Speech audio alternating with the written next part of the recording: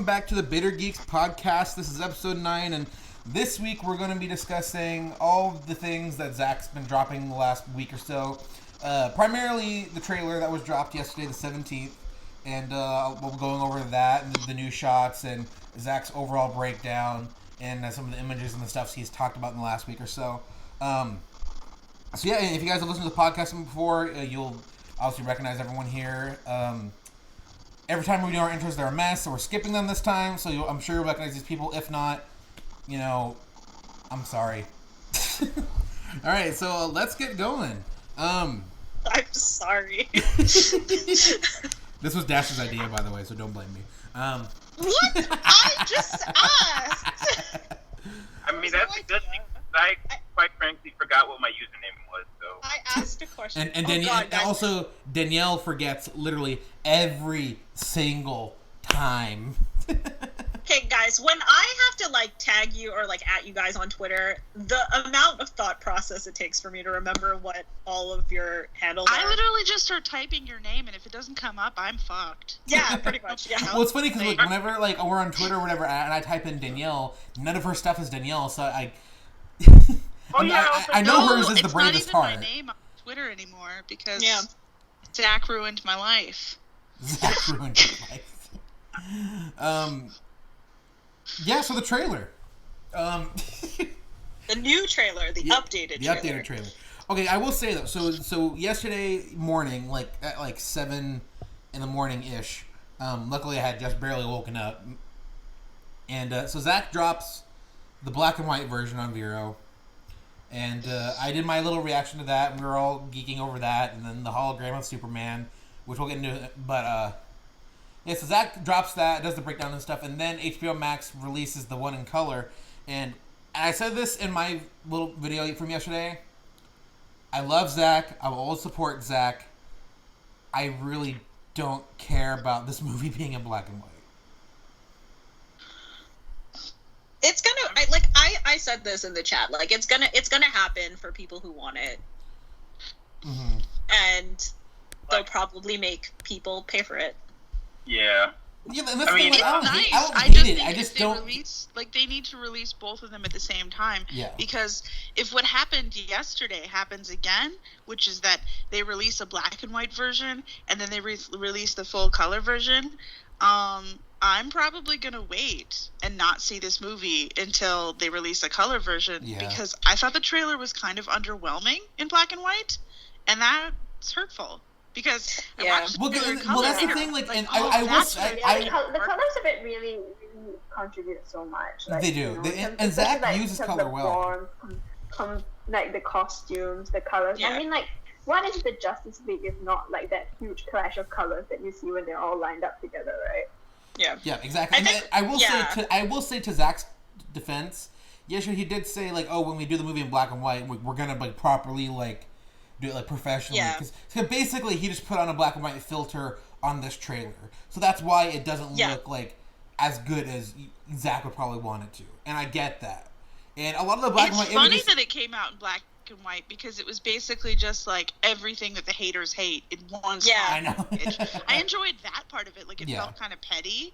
And one thing though that did think was funny when in the group chat yesterday before the trailer dropped, and I can't remember who shared it, but it was the picture of them in the Batcave, and it was like Diana and Bruce, and someone said more gray. Yeah. No, but I mean I think it'll be cool to see it in the black and white, but in the actual edited monochrome version that he wants to do it. But everyone is saying, I want to see it in color first, and then I will definitely watch it in black and white as well, because I think it's really cool to have noir versions of films. And that's the thing. I don't mind it as a cool side thing, with Logan or Mad Max. Those are cool to see in the different versions.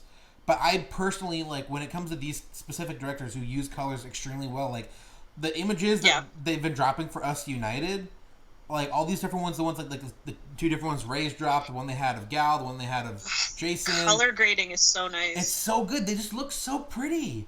It just and again, I know Zack is very big on the black and white, and I love the black and white images he shared so far. But every time there's an image in color, I'm way more excited for that. When it's an actual still. The funny thing is that everybody complains so much about these movies having no color, etc., etc., and then like it's so obvious that like color is being used so specifically and so intentionally in these films because the lack of that color, like you really notice it. Like you're watching it in black and white and you're like, yeah, this is super cool. And then you're watching it in like, color and you're literally just screaming and your eyeballs are bleeding and things are popping in your head. Wait. Can I just like this is am I missing some piece of context here about the conversation with the black and white?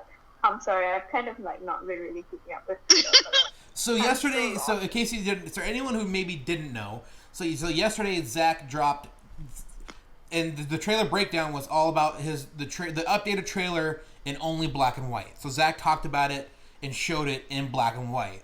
And then after Zack was done with the trailer breakdown, the HBO Max YouTube page dropped the same trailer but in proper color, like the previous trailer. Mm-hmm. And so, like, we were just talking about how, like, Zack and Zack has said he wants to release a version of the movie in black and white, in proper black and white. And we're just basically saying, like, we just kind of, prefer it in color because, we think Zack uses color well. I don't mind it black and white. I think for me, one thing that I like, if I were to use like black and white movies from the past, I would say something along the lines of Sin City, like how like Sin City. Yeah, that's exactly what I was thinking too. Like stylized, yeah.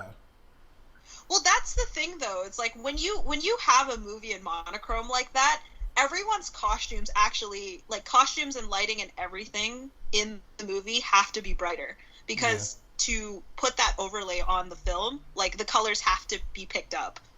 Mm-hmm. So for Zack to even want to make a monochrome film, that means he is using rich colors in the original version, which we already knew, but like just as but the thing is like shooting for monochrome is a completely different thing from shooting for color, right? Like the whole thing about how like the Addams Family set was bright pink because it shows up better in black and white. So like if you shot a movie in full color, especially a movie with such a dense color palette, right, with like so many different characters, with so many different like palettes and sort of color schemes, then it's not gonna translate that well if you just slap the black and white filter on it, right? Yeah, well that's why it's gonna be edited though, right? So yeah, and I will say that like, and I know I've talked about this in the past, but like I do think it really makes me more excited for it. But like as an example of like converting something from color to black and white properly, the black suit, because we know that Zack used the regular Superman suit on set. There was never a black suit on set, but when they added that shiny muscle suit, even though they didn't say that much in like the behind the scenes stuff, that like by doing that, by making the suit look different and have different types of lighting compared to like BVS or Man of Steel, that allows for the conversion to look more like properly, like, okay, when you look at this, you can't just tell, they just put a filter on it. Yeah, like the way it has to be, literally it has to be lit differently in order for the the contours of his muscles and his body and stuff to pop out properly. Yeah. So it's not just like a solid black and it's just a lack of color. It's literally it's so specific, and I trust Zack in being able to make a cut that is akin to that. Like everything is very deliberate. Yeah. Everything, like every shot, I mean, even people who hate Zack have to admit that he's an incredibly talented visual director. Like he's got this. It's not something I'm worried about at all. It's just a preference. Yeah. It's just like a preference. Like I don't particularly want to. I want to see it in black and white, but I don't want to see it the first time in black and white. Me too. Yeah. I will watch a version later on in black and white. Yeah. Kind of killed my buzz for the second time I saw the trailer. And that wasn't great. That was not ideal. Yeah. I will say though, and that's the thing. Like when he basically said, "Oh yeah, when I drop the trailer, it's gonna be black and white." Like internally, I'm kind of like, "Oh." Like, just because the first trailer was so beautiful in color. And again, it's not that like, oh, I hate black and white. It's because I love the way Zack uses color. And I think the trailer and the shots we've seen so far of his shots in color are beautiful. And I just want to see more of that. And I agree with you, Danielle, in saying that like when I see this movie for the first time, I don't want to see it in black and white. I want to see it in full color. Then after I've watched it like 2, 3, 4, 5, 3,000 times, then I'll watch it in black and white. And then be like, okay, this looks really beautiful. After I've seen the one I want to see,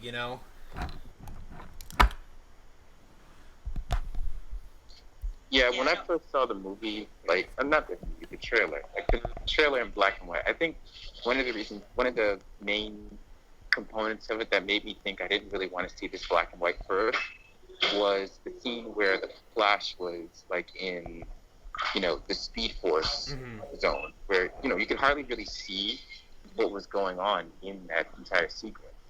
That's going to be so hard in black and white. Yeah, it is. Yeah. Mm-hmm. And I know, Strength like... to him if he can pull it off, but it's going to be hard. Yeah, and that's one, and like one thing too, like I like stuff I'm very curious to see in black and white is like maybe like the nightmare stuff, like Oh my god. like just the way say whatever you want about the nightmare sequence itself, but I'm just saying like just visually how it's gonna look. I am very curious to see how it's gonna look in black and white. I think from what we've seen so far, it looks very, very cool. Like if anything, it looks kind of better than it did in BVS from what we've seen so far. Yeah. But yeah, I just, in general, and I know we aren't going to stay forever on the black and white subject, but to kind of cap off my personal thoughts, like, again, I don't hate the black and white, I just overall just don't have, like, emotional attachment to black and white. I will watch a version later on, but I want to see in full color what this movie looks like. Yeah. Agreed. I mean, he already said that, like, the original release is going to be in color, so I'm not really too worried that the black and white version is going to come out first. It's definitely going to be released. So. No, yeah, of course. Yeah, of course. And, yeah, so, I mean, unless you guys have anything else to add, we can actually start talking about the new shots that we've seen. Yeah, for sure. No, that was it. All right, let's go. Bye. Okay, so we're not going to do a full trailer breakdown. Zack already did that, and also a lot of this trailer is the last trailer. But so basically we're going to be focusing mainly on the new shots we've seen, and so the first one is probably my favorite of the bunch, in that we get an extended look at the Superman hologram with, now that we know for sure it's being projected by Cyborg and the whole league is looking at it, and I just want to finally say, it's not fucking Supergirl. I honestly forgot that was a thing, that like people thought that, and then it's been brought to my attention again on my timeline. I'll never forget. I mean, But Zack talked about it though.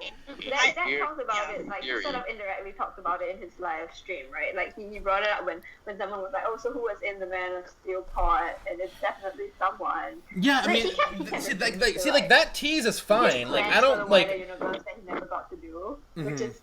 Yeah, like touch my heart like that, sir. I feel like that was like I think that was a very gentle way of him to be like, I know that some people have said Supergirl about this, but But the maybe not so much.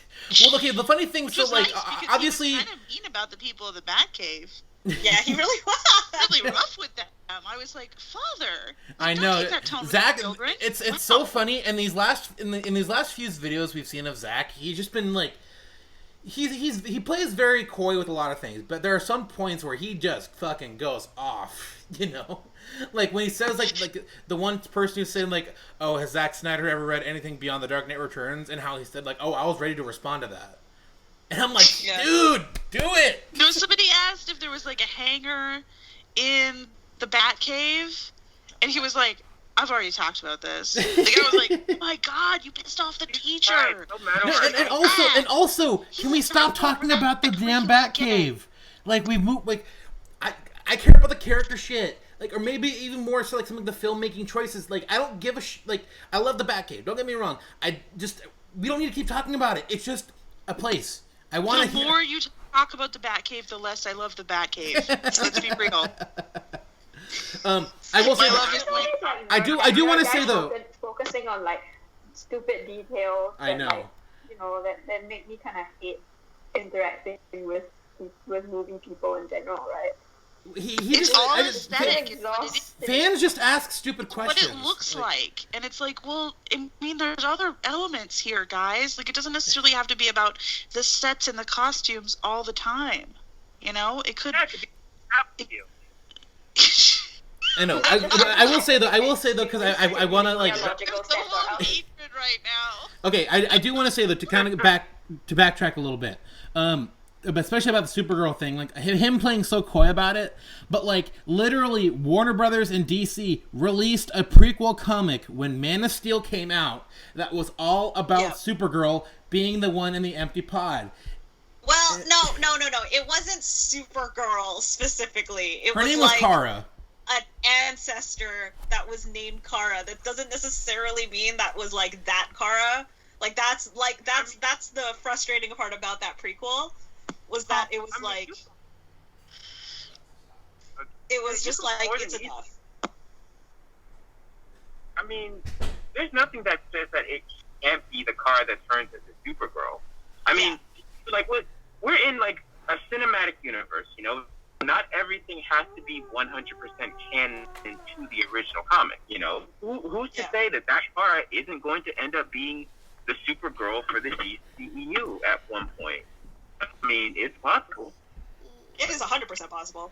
Mm-hmm. I just think it's funny because, like, and David Goyer wrote that comic, but ever since then, Zack Snyder was like, I don't know, maybe Supergirl does exist.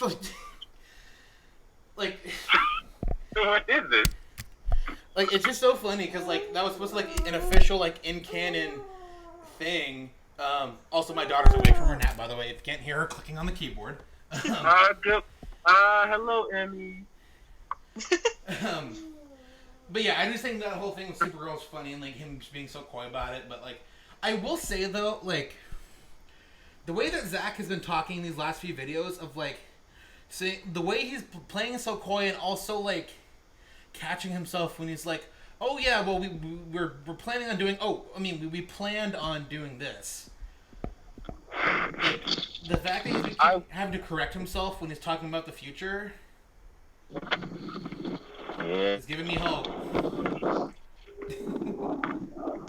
Zack is really bad at, like, being smooth about things. But yeah, it's just like, and that's the thing. Like, I will say that, like, and I was talking about this with my wife yesterday. Like, WB could very well be waiting to see how the Snyder Cut does before they officially announce, like, oh, Zack. They're 100% waiting. Like, it's not very. They're waiting. That's exactly what it is. Like, without a doubt. But I will say that at the very least, like, serious conversations have been had. Because I feel like there's a confidence. It's okay, sweetie. There's a confidence in Zack that, like, obviously the Snyder Cut is a big part of it, but in general, like, these last, like, couple of weeks he's been doing these interviews and stuff, like, there is a real confidence I've been noticing in him that I feel like hasn't been there for a really long time.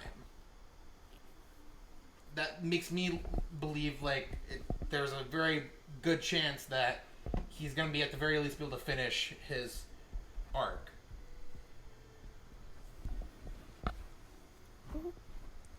I think you guys are being so silent. We all have thoughts. Yeah. Building up. Even Emily thought it was funny. I think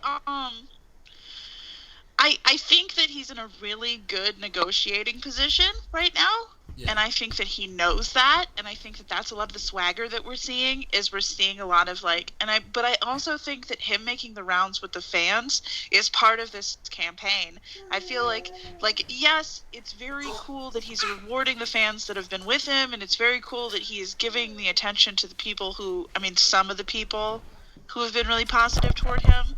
Mm-hmm.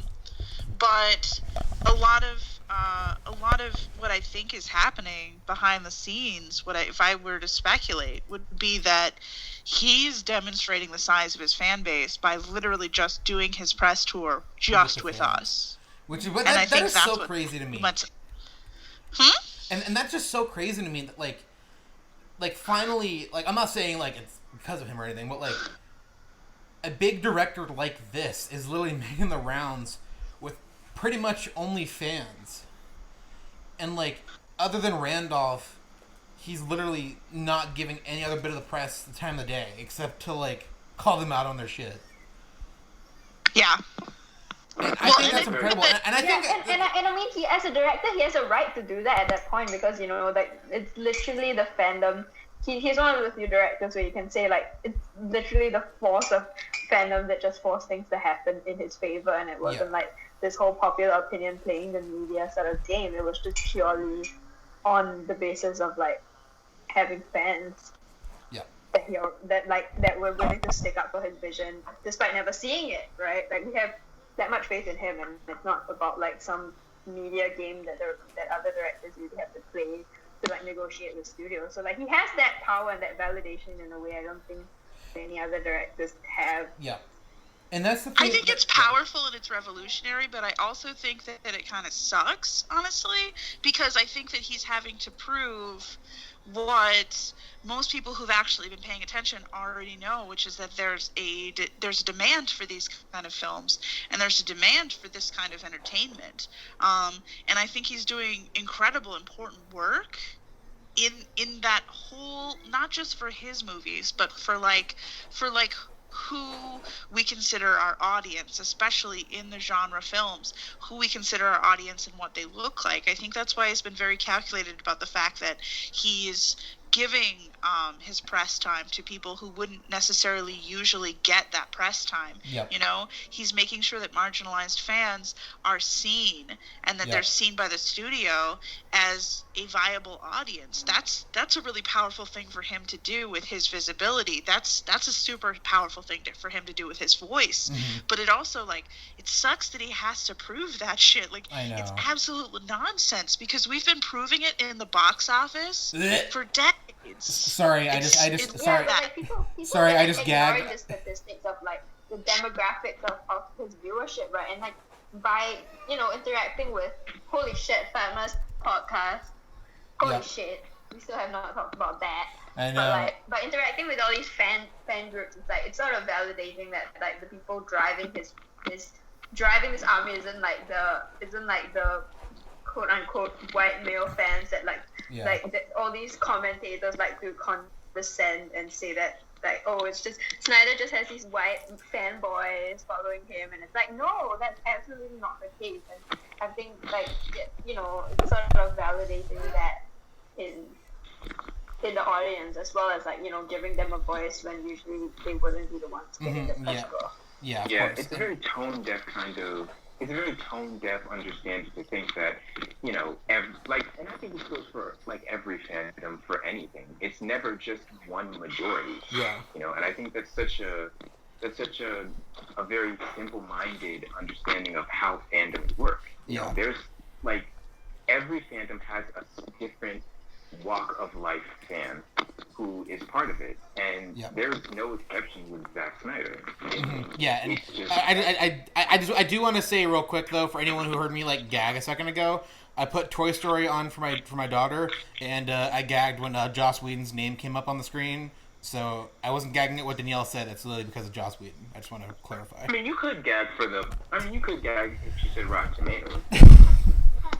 I said the word box office, and I thought that was just an appropriate response. Yeah, that's what I thought you were responding to as well, because that was like so perfectly timed. When Danielle was like box office, and you were like gagging. I was like, yeah, totally fair. Like, I get it. Correct. Yes. But yeah, and I do think like we really do like, as like not even just like Zack Snyder and DC fans, but like as like film fans or like fans of this genre, like, really need to talk about like the impact of what Zack has been doing, like, and you can arguably say it kind of started with like Justice Con. Like, these 3 female fans got together and pulled out something incredibly huge that did way better than Comic-Con did.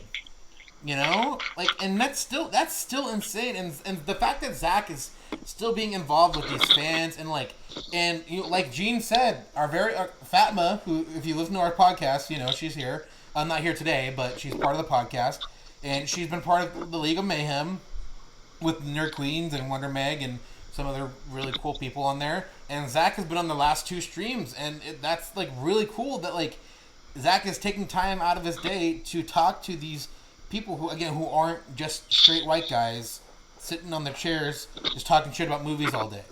Like, these are people who are fans of his work and just want to be positive about this stuff. And it's not even like they're all talking about his stuff 24/7.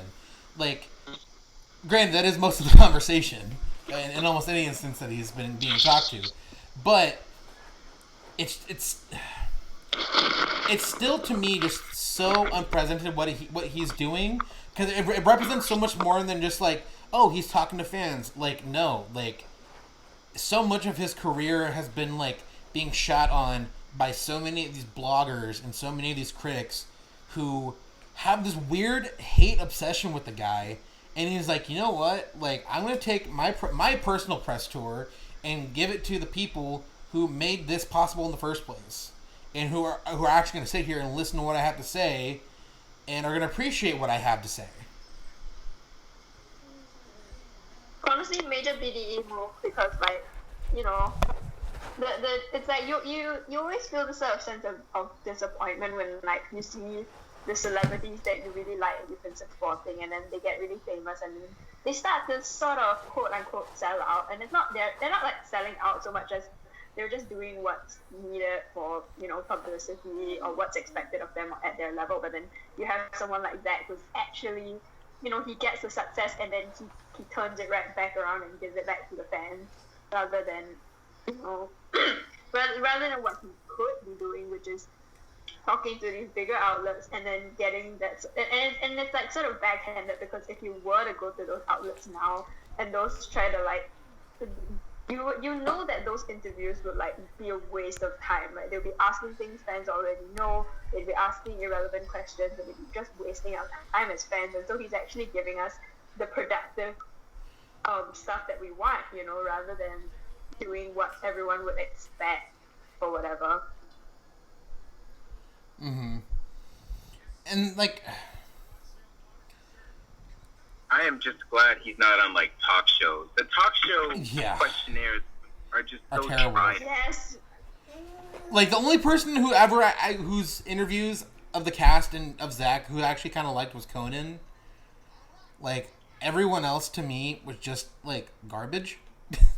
And even I mean Conan is hilarious because he does good pairings with celebrities. Yeah. But like, again, like, these talk shows are like really good for getting massive publicity. But the thing is, like, the major media narrative of Zack is already so warped and twisted all the time. So like, I feel like it would be completely futile to like attempt that again and like go through that whole goddamn circus and just waste everyone's time. Yep. Even when confronted with something like Twitter, these people can't even like keep their mouth shut and not say anything stupid. They can't like not put their foot in their mouth when it just comes to like something as small as like a trailer. Like, shut up. Why am I saying? I know, and like literally, like, I saw some dude saying that, like, comparing like Zack Snyder's DC movies to COVID. Like, people are fucking dead, dude. Fuck you. I don't see how you could. Well, no. I can't even get into that. Yeah, there's no logistical explanation for why people talk the way they do about Zack. It's literally like, they have a fucking obsession with the guy. They're never gonna admit it, but like, these people like the Maggie May Pie chick or whatever, and then fucking Matilda, like, and these people who just think they're being clever and think they're being funny, but they're just being pathetic.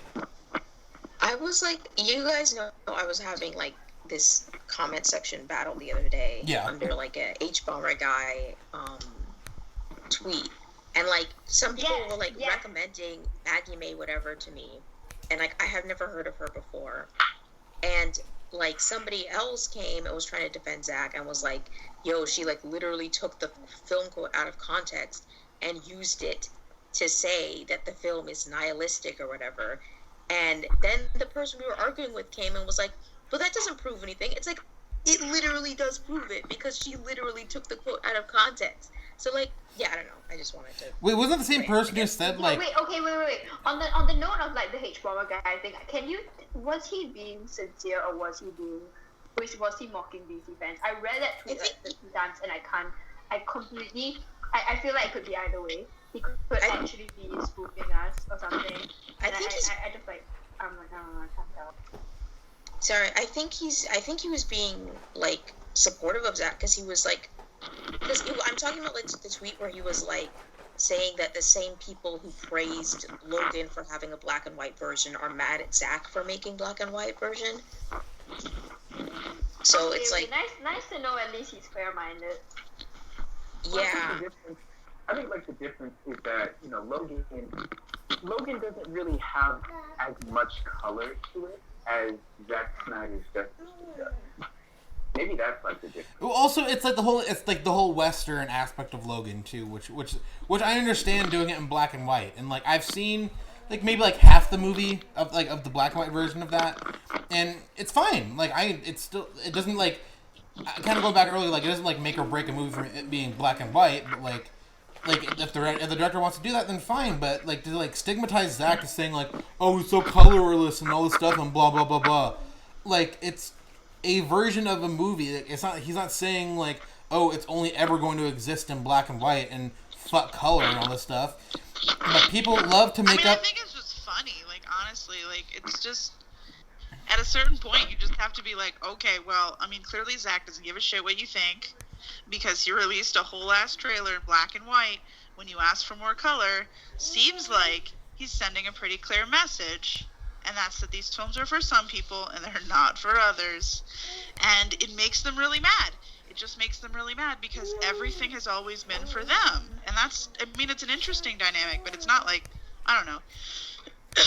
I get less and less mad about it every day. Especially since, like, at the end of the day, we won. Yeah. You know, at the end of the day, like, fuck them. Like, we're probably going to get a bunch of movies that we wanted. Yep. We're probably gonna get like a large like Birds of Prey freaking happened. Yep. Like Aquaman's rolling forward. All these movies that we thought, oh, wouldn't it be cool if, are just freaking happening now because of that. And that's it. Like, you know, like decision made. Like we don't have to defend that shit anymore because the studio made a call. It made the most profitable call. It made the call that supported the artists that they actually freaking hired. It's a call they should have made at the beginning of this process. Yeah. But, you know, better late than never, I guess. Yeah, you know. And that's the whole thing. Like I still... Over. Yeah. I think it's like a lot of the fandom knee-jerk reaction is always to defend these movies because we have for so long. Yeah. But yeah, like Danielle was saying, it's like, sorry, like we won. And it's like the Snyder, like Zack Snyder's Justice League is here. It's happening. It's like you can't. Again, it's like I hurt me more than you hurt me. So like you can't hurt me anymore because it's just like. You know, like, and that, it's kind of a sad part, though, that, like, you, like, there's all these haters, there's all these, like, people who troll. Yep. And it's like, again, it's like knee-jerk reaction is to actually respond to them and, like, you know, like, quote retweet or whatever it is on, like, on the internet. But in the end of the day, it's like, they're gonna be mad and they're gonna stay mad and they'll be, like, weeping over there. And it's like, I won't even care because guess what? In 2021, I get Zack Snyder's Justice League. Yep. And that's all that matters in the end. It doesn't, it's like I'm just, you know, I'm over, like, I knew shit was gonna happen when this trailer came out yesterday. Yeah. But I have to say that my timeline was pretty clear. So I was quite happy with most of the people like that I follow. I was like, fantastic. We're leaving all the hate out of it. But yeah, like, and I think for me too, it's a little bit easier to separate. I was never like really in the fandom right from the beginning in that sense because like I had purposefully stepped away from fandom culture and like the internet and everything when Man of Steel came out, which is probably good for like, your mental health. yeah, you know, because like you had just said on like your Twitter today or yesterday, whatever it was, about like DCU Tumblr. Like I'm not part of that at all. So like I don't even know what that version of I can assume what that version of it honestly like, but, for a long time it was beautiful. Like yes, there was the people who jump on our posts and saying like, "Oh, Zack Snyder is awful," and then at some point down the line, Danielle would jump on, it would get 1,000 notes, and that would be like, "Wow, we had our Twitter war or our Tumblr war for the day. Cool." That wouldn't happen for another couple of months, and it was pretty nice, and it was a lot of positive discourse, like. That was the thing, too, is that it was conversations. And I mean, like, Twitter's just not conducive to that. Like, Twitter's not conducive to them coming in and me being like, okay, but let me give you my, my short rhetorical analysis. Or let me ask you a few questions about your perspective and then poke holes in the answers to those questions, like, systematically one at a time and show you, that, like, there is a valid perspective here that you're not paying attention to, like that was the thing that we were able to do on Tumblr, that Twitter like purposefully isn't conducive to. And what do you do? I find it exhausting to watch people fight, I mean, like, what amounts to essentially just, like, really famous trolls on here. Yep. Like, I am happy to, like, talk shit to random celebrities on Twitter because that seems to be the way we do things. But, like, it's kind of like you hit them quick and you get out because nothing of value is going to happen there, Yeah. Like, at best, maybe they feel checked. But, like, that's it. That's the entirety of what's going to happen there. Whereas Tumblr was just such a more powerful platform for actually being like, hey, like, I mean, can I interrupt with what my particular perspective on this is? Can I, I don't have 140 characters or less. I have a bunch of room to say stuff. Yep. And people, I feel like, actually listened more. Like, took into account what you were actually saying. Because of the weird Tumblr culture. They had to. You couldn't be a jerk on Tumblr. People would fucking flame you. Yeah, it's true. Before I left Tumblr, that's exactly, that was. You could be like a manipulative bitch. Like, you could be like passive aggressive and weird and acidy, but you couldn't be openly a jerk. If you were openly a jerk, people would tear you to ribbons. Yep, and then so, like, and that's the thing. Like Twitter, it's like applauded when you act like a fucking jerk. Everyone just like literally flames you, like literally makes you feel like anytime there's any of that kind of sort of discourse on Twitter, there's always be a ton of people encouraging the person being a jerk, saying, "Oh, you got them. Oh, what idiots!" Like, okay, what are you, 5? Like, it's a totally different culture, and I think that's Twitter. Yeah. And that's the thing, like, and I recently had to, like, it wasn't very long, but I too had to take a little break from Twitter for my own mental health, and like, Twitter itself, no matter what you're talking about, can be such a negative space, and it's just so crazy, like, and it's like, and I made this tweet earlier, it sucks that DCEU's Tumblr is dead because, like, I never felt that way on Tumblr. I never felt like the day I got any day I open up Tumblr, it's gonna be a ton of negative shit, and it's gonna make me feel like shit. And like going on Twitter every day, I just feel I'm just like, well, I hope I don't see people telling Zack Snyder that he needs to kill himself today. Like, I mean, yeah, it's unfortunate. Like, at least with Tumblr, the worst that I would probably, like, in my circle, like the people I follow, at the very least, the worst that I would see on Tumblr is anthropomorphic, Goofy, and I don't know, Donald Duck, tearing it up. Sir, what the fuck? What? Let me not go down that rabbit hole, because I have seen some. That just. I've seen some. How did that come up on your feed? Listen, I follow artists, and some artists do weird commissions. Okay. Welcome to the Bitter Geeks Podcast. This is what we've become now. So this trailer that came out yesterday. Yeah, the trailer. Oh, yeah, sorry guys. Trailer. Wait, real quick. Dash, why did you yell Amy Adams on Twitter just now? What's the context?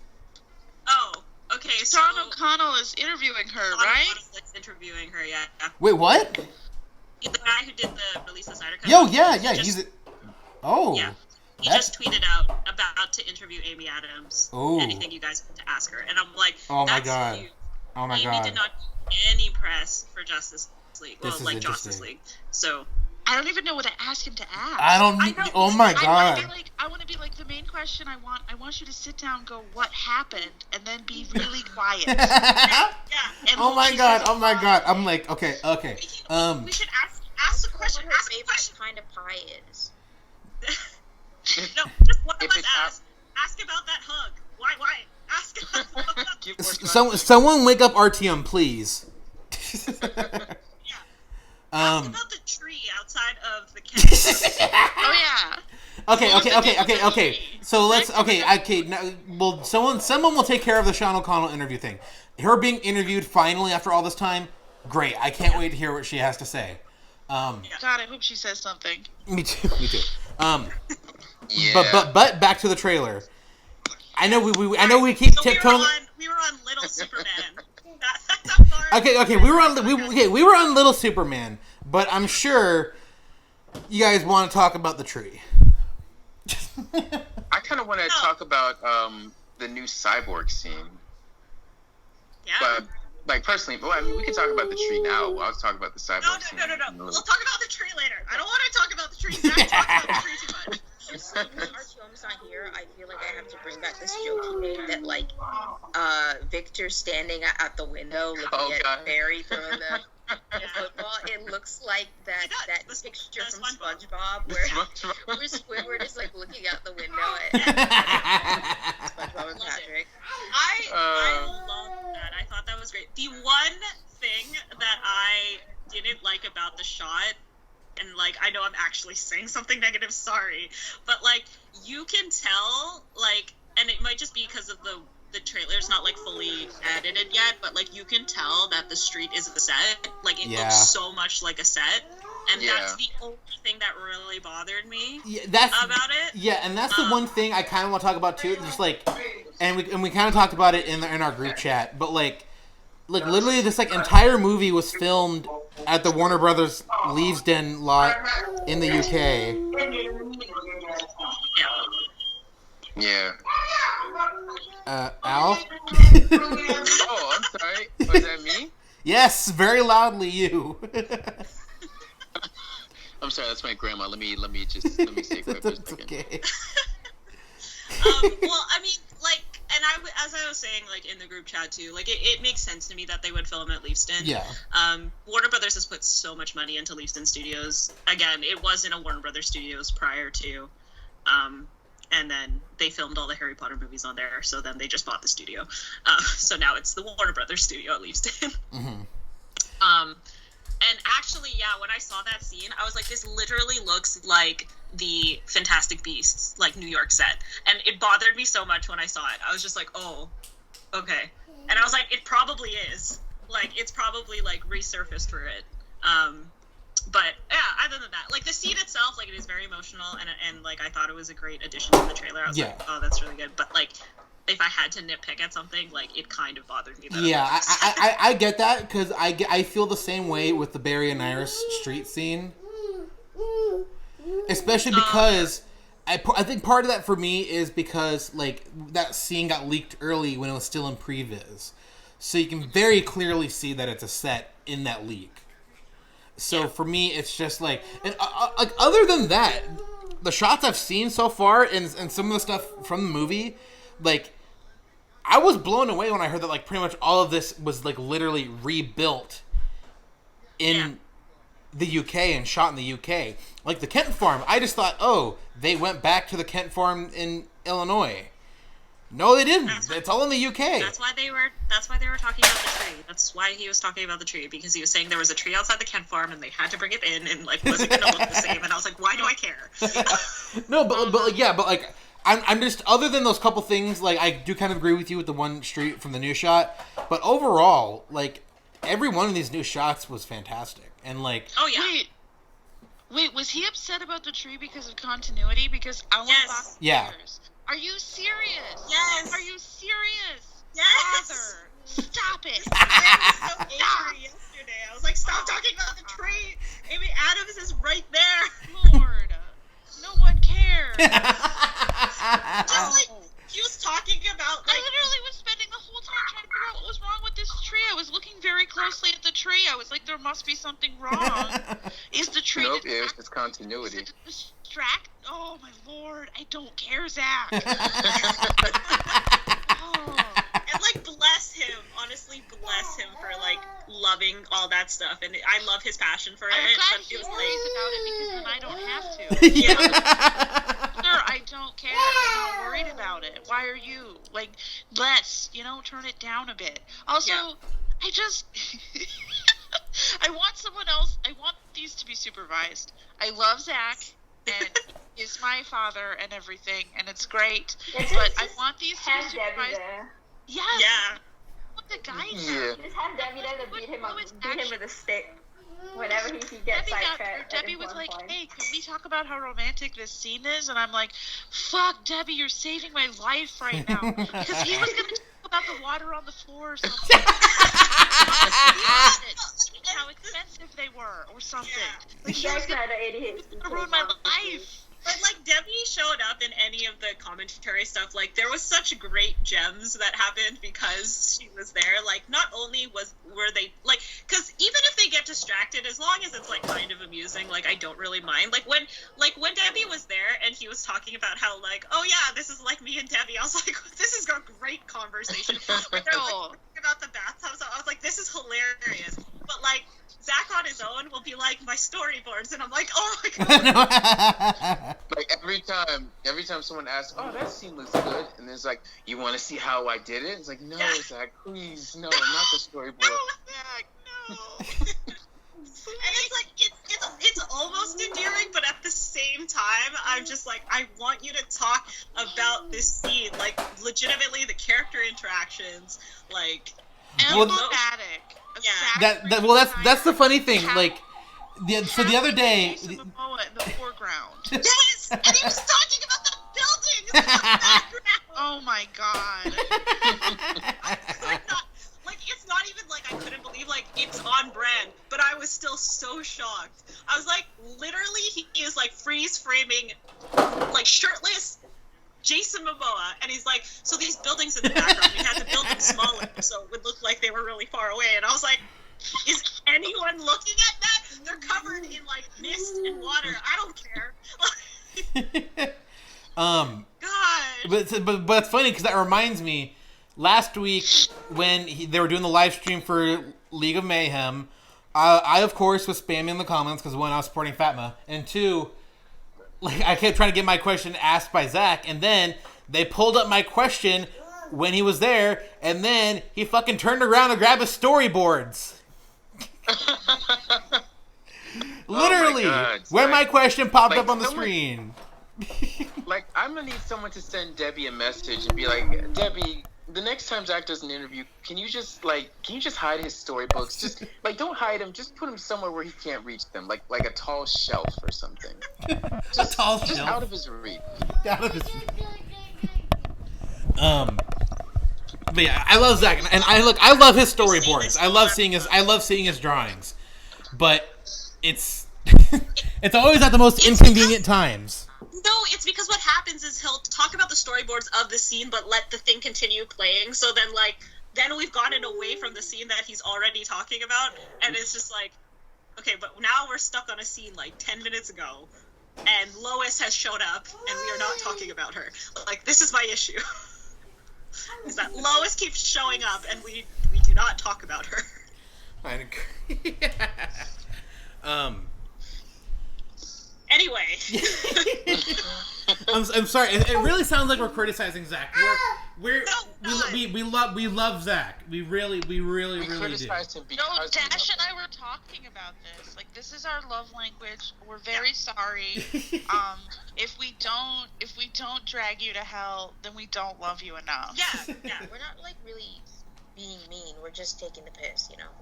Yeah. Like, it was very funny that we literally had freeze frame Jason Momoa looking beautiful and resplendent, and Zack is staring directly at his pecs. directly at his pecs and going, "Oh man, those buildings." Sir, what? So anyway, back to someone who like very much sexualizes like men on screen quite a bit. And he's so good at it. Is he not paying attention? Is that not accident? Oh man. So anyways, back to the shots. Yeah. Speaking of sexualizing men, we're getting okay. So what kind of nudity are we talking? Steppenwolf, exactly. Like, are we talking like literally? Oh my god! Okay, but just FYI, I am not spearheading this part of the conversation. Danielle can do that. But what I will say, listen, wait. What I will say, if you guys haven't seen it, I can't remember who did it, but someone on Twitter yesterday shared the concept art of naked Steppenwolf and put it in the BVS shower scene. Oh god. I saw that. That was peak fandom humor. This fandom did not get funnier than that. Like, literally, that is the funniest thing they all do. If they manage to be funnier than that, then, like, congrats. But, like, I don't know. That's, like, a high bar. Because that was freaking hilarious. I don't know, Dash. You really missed out on, who wrote the fucking BVS shit again after the movie, and it was terrible? I don't even remember. The YouTuber? Yes. Oh, tell it to Zod Snap Neck. Oh yeah. He wrote some like Batman versus Superman, like Batman and Superman banter, and it was just the most atrocious shit. And he was like, I did better in 20 Zack minutes. Snyder did, and this only took me like 45 minutes. And we were like, this took you 45 minutes? Oh, I'm sorry. How hard did you work? Oh. I think it ended with probably one of the most overused DCEU fandom memes that I have ever seen. The tell it to Zod Snap Neck. Tell it to Zod. Oh, that's where that comes from? Yep. Yeah, that's the origin story. I don't know the origin. I just figured that, that could have came from it was literally it was so funny because I remember when from Batman. I remember when he first released that script. I remember being like, oh god, because this is in the middle of all the BVS hate. So I'm like, oh my god, I'm so tired of this crap. But then reading it, I'm like, this is fucking great. But for the wrong reasons. Well, at least in his eyes. But yeah, you guys can go on about the monster stuff. I'm gonna watch some Toy Story with my daughter in the meantime. You guys can go ahead. So with the case of Steppenwolf, okay, when the teaser trailer first came out, I was like, okay, I can see where the monster fuckers are going with this. But then, like, the new one and, like, the new art that just came out with his face, I'm like, nah, never mind. Alright, I'm gonna have to bring up the... Okay, first of all, wait a minute, wait. Who's out here trying to bone Steppenwolf? Everyone. He's still too, like, unfriendly. Steppenwolf? Yes. He doesn't look monster enough to fall into monster fuckery. Oh my god, this is just like the Predator thing. Oh my god. Hey, you jumped on board with the Predator thing, okay? Okay, for like 1 second. Well, no, okay, yeah, I can see it, but like Steppenwolf? Why are you? That's the thing. Like the vibe of Steppenwolf is monster, but like his face is too human to be monster fucker. Like it's too humanoid. Oh my god. Not his face, though. I mean, his face definitely qualifies. The fucking justice bullshit, but it's not like alien enough to like really trespass into monster fucker territory. No, lies. Like the nose, he doesn't got a nose. The rest of him, it's fine, but like his face is still a bit too like. There's a bit too much of like the humanoid shiny eyes to it. Oh my god. Okay, but look, okay. All right, like please. Look at his fucking face. It looks too. I'm looking at the face, and I'm like, I can't take that too seriously. It's like the rest of him fantastic, but his face needs to be like. Okay. His features are too delicate. Okay, like that doesn't scream like monster to me. Oh my god. Okay. All right. You want to be dominated by the monster, not necessarily accommodate. Which is, I mean, it's a valid aesthetic. I'm just saying, there's two sides to this. He's gonna cut you though. Some people want to top Steppenwolf, you know? You're gonna get cut. That's his armor. Remember, the armor is alive. That thing can become soft as fuck if it wants to. Oh lord. I sincerely doubt that. That's not his Sorry, I skin. keep accidentally leaving the call. That's not his skin then. No, it's his armor. It's his is armor. alive. That's why we've been armor, and Zack has told us No. he will be naked. That shit's gonna come off. Yeah. Yeah. We're seeing Nick and Steppenwolf. I'm so fucking ready, dude. Oh my God. I want to see it, sir. He's fully delivering. And knowing Zack is going to be gratuitous as fuck. Which I I'm want that. I'm so I want excited. that shit. Also, it's not like going to theaters, so he doesn't necessarily have to worry about the rating system. Yeah. So, I mean, like, on HBO Max, he can do whatever he wants. So, Yeah. like, I mean, I don't want to go out and say it, but we might be getting alien dick. We're not. I love how Daniel, I don't want to say it, but I will. Maybe the butt at the most. I'm taking one for the team right now. no, I mean like he did. going He out did there. Dr. You guys are so lucky. My daughter is at the So, like- age where she doesn't understand this yet. Oh my God. Oh, we might see alien dick. We really might see. Oh, alien gee. dick. Like, What? I'm so ready. I'm ready for Zack to give us his gratuitous monster fucker shots. I need it. Yeah. oh my God. It's so important. It's so important. But I will say, in all seriousness, this design is seriously so much better Yeah. than the theatrical cut. There's that Oh, tweet yeah. about this that someone was just like, "How could you see this and then turn him into a walnut?" And I laughed so hard. I was like, Honestly, and the weirdest part was that like they already showed him in BVS, right? In the Ultimate. Yeah. yeah. And Yeah, it's but, like, like, you it already wasn't- showed it the was dude, the- and now you're gonna change his design for the theatrical cut. Yeah. Yeah. And then It you don't wasn't, care like, about big the enough, but and they did that with Thanos as well, didn't they? Like they showed a version of Thanos that looked way more badass, and then like when what's his name, Josh Brolin or whatever, came on as Thanos, they just made him look like white. Pretty Well, much. that was okay. At least it was similar though. See, the minute you said that, I had to think about that for a second. Like, Well, because literally Thanos went from being a practical dude to being CGI Josh Brolin. Yeah. Yeah, But it was terrible. But yeah, Steppenwolf in design, I'm not gonna agree with any sentiment said here publicly. But it looks like it's a good design. That is a good alien. Okay, I'm gonna expose myself here for a minute because my Justice League shit is limited. I'm mostly Superman comics, but like the dude in the hood, Decide. that's Decide, Yeah. right? Yeah, from That's Smallville. You've seen him. Yeah, but he was. Is that he doesn't count. single? In Smallville, he was.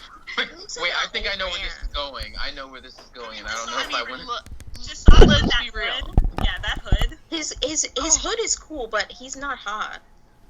Okay, He looks like somebody who's There is it, That- there is it. guys. No, Okay, that is listen. exactly my type. Oh my god. I am. Yeah, yeah. I'm can't throwing relate. all. Oh shit! Okay, this is more I'm throwing you all my into type one than here. Steppenwolf. I On can't that relate to fucking this hood. vibe. He has that beast face. Yeah. You know? I am. Look at God, that! Look at that that! was like- No, but seriously, Danielle, look at that chin. You really want to be like? I'm throwing you. Nick, All right, all of when you. you get the content. All you go to jail. All you go to jail. All of you go to jail because this is too much. That was unexpected. I'm so glad it went there. Oh, Nick, you're going into a special cell. What? No, literally, all I said was, Danielle, you really want to be like with that chin? Nah, cell. 30 years. 30 years. It is a convenient platform. Oh no! Oh no! But no, The dead ass phone though. cheat. Like I this was guy. like, I know where this is going. Look, I'm just saying. Every time that I bring him up, I blush a little. Oh, So no. like, there's stuff happening. Honestly, I can't relate. I can't relate. I get it. Well, and look at the concept art version. Okay, you know what? No, I need to cleanse the timeline. No, here we go. No. Why? Oh my god. Just look like a walnut. That's a... Who does he look like? Benedict Cumberbatch to me. Is there someone he looks like? You kind of... Like, who is that? He reminds me of that old dude from Lord of the Rings. Yeah. Which one? Elrond? No, the one with God. the beard. Yeah. Which Come on, one? man, there's a lot Oh my of- god, there's so many beards in there. Is it The one with the white beard. Which one? Saruman? Is it Saruman? Yeah, the dude who died who said, "You shall not pass." Gandalf? Yeah. Ian Without the McKellen? beard.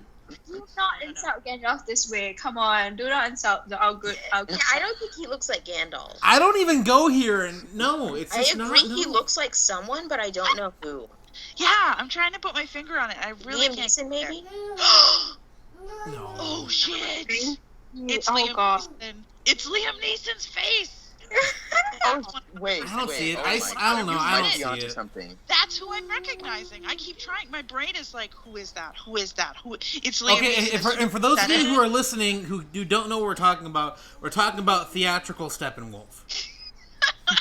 Yeah, sorry, Liam guys. Neeson. Yeah. Sorry. the walnut. Yeah. Okay, we have gone off topic so many times in this last hour. I'm sorry. This is Okay, absolutely but, okay, on, no. on topic. I'm going to explain what's going on Prasad here. is in the 'cause- trailer.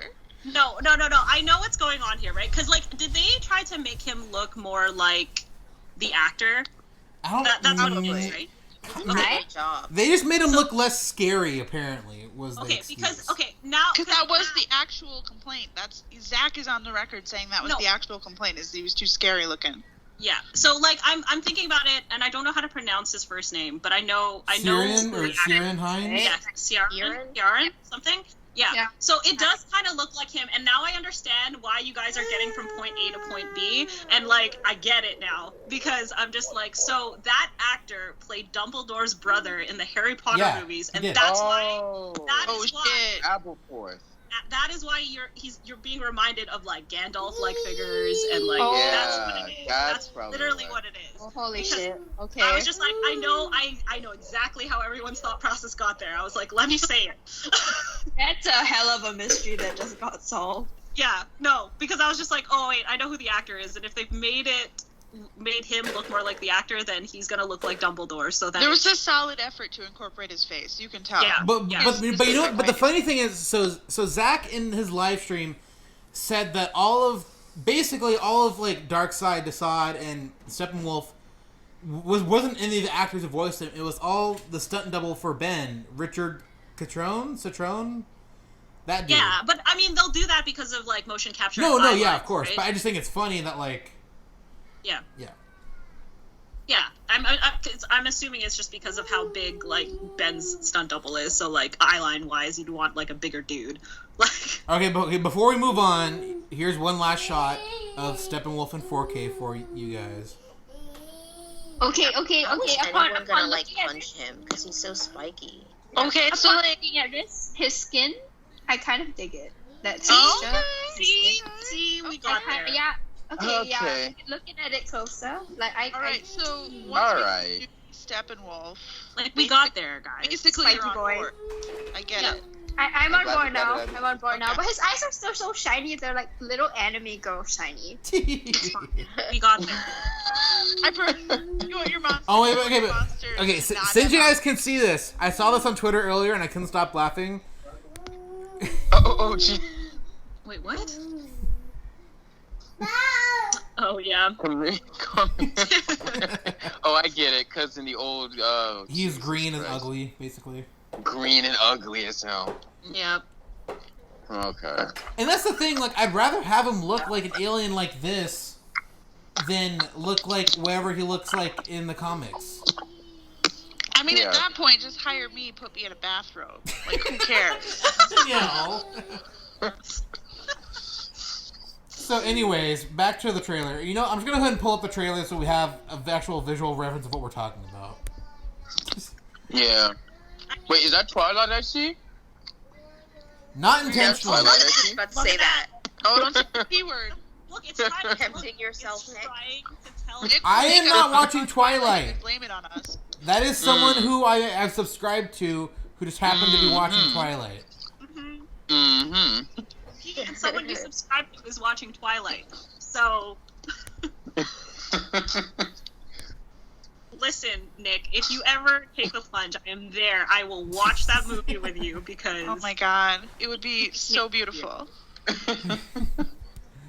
Okay, moving on. So, like, what more can we say about Tiny Superman?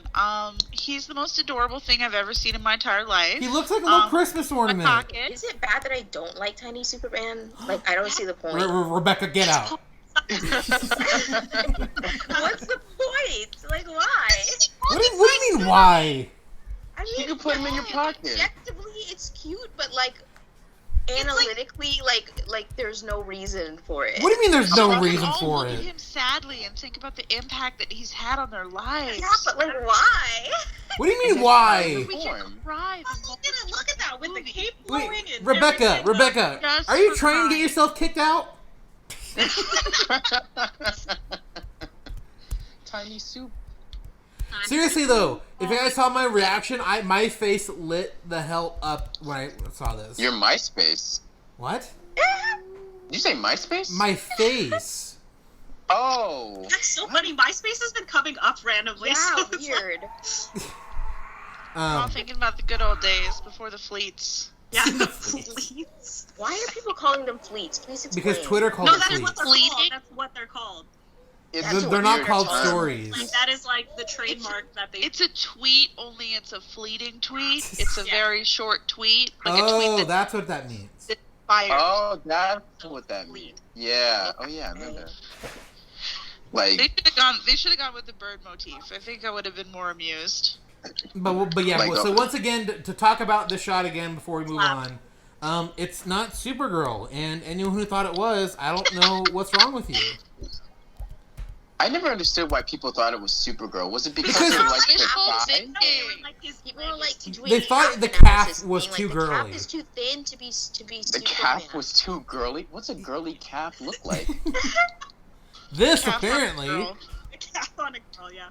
Like, I mean, it's like. But guys, whoa, look at these buildings here. Like all of these analyses that they always do of this stuff, they're always like, well, you know, there's like 60 other characters from this comic in there, and it's like, no, there's not, guys. There's just no practical way to crunch this many characters in.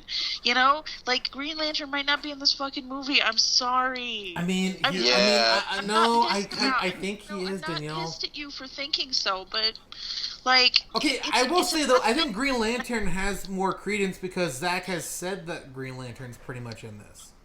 Supergirl is just a flat out no.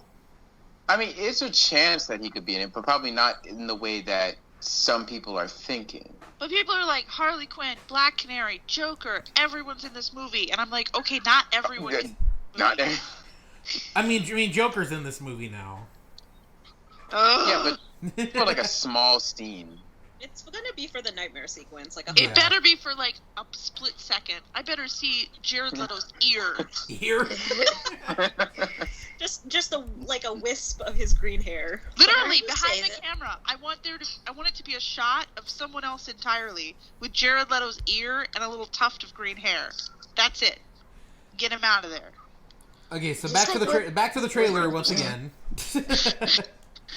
Dash, I really do, I see it. Yeah. Yeah. But again, this could just be because, it's everything, the shots, it's not fully done yet, right? Yeah, because I feel like, if you guys can see my mouse on the screen here, it's the end of this building is where I feel like it starts to look like CG from the rest on. Yeah, yeah. Yeah. Again, it's fine. It's not going to be a bother. It's just in this trailer specifically. Yeah. And because we've seen the shots of him looking out the window and stuff like that, and when it looks more finished, it'll be fine. Also correct me if I'm wrong. Cool. This I might just be talking out of my ass, but is this one of Zack's kids? I think it's supposed to be Eli. Because I know Eli directed the football stuff for Ray. I'm just curious if he threw him in this scene here. I mean, I wouldn't be surprised. I was stupid. I thought this was Barry. What? Dumb. Which I should have known because they live in totally different cities, but I'm stupid, so. I just saw like a white boy with a cap on. I was like, that's Barry, right? What I do like about what happened to the whole thing that about like Cyborg and Flash being like high school friends? Like I remember that was like a thing during like the Justice League promo before the movie came out. I don't think so. Was it like official or like a headcanon? Yeah, something like this. Or like honestly, someone that sounds mentioned like that sounds like something Ezra would say. Yeah.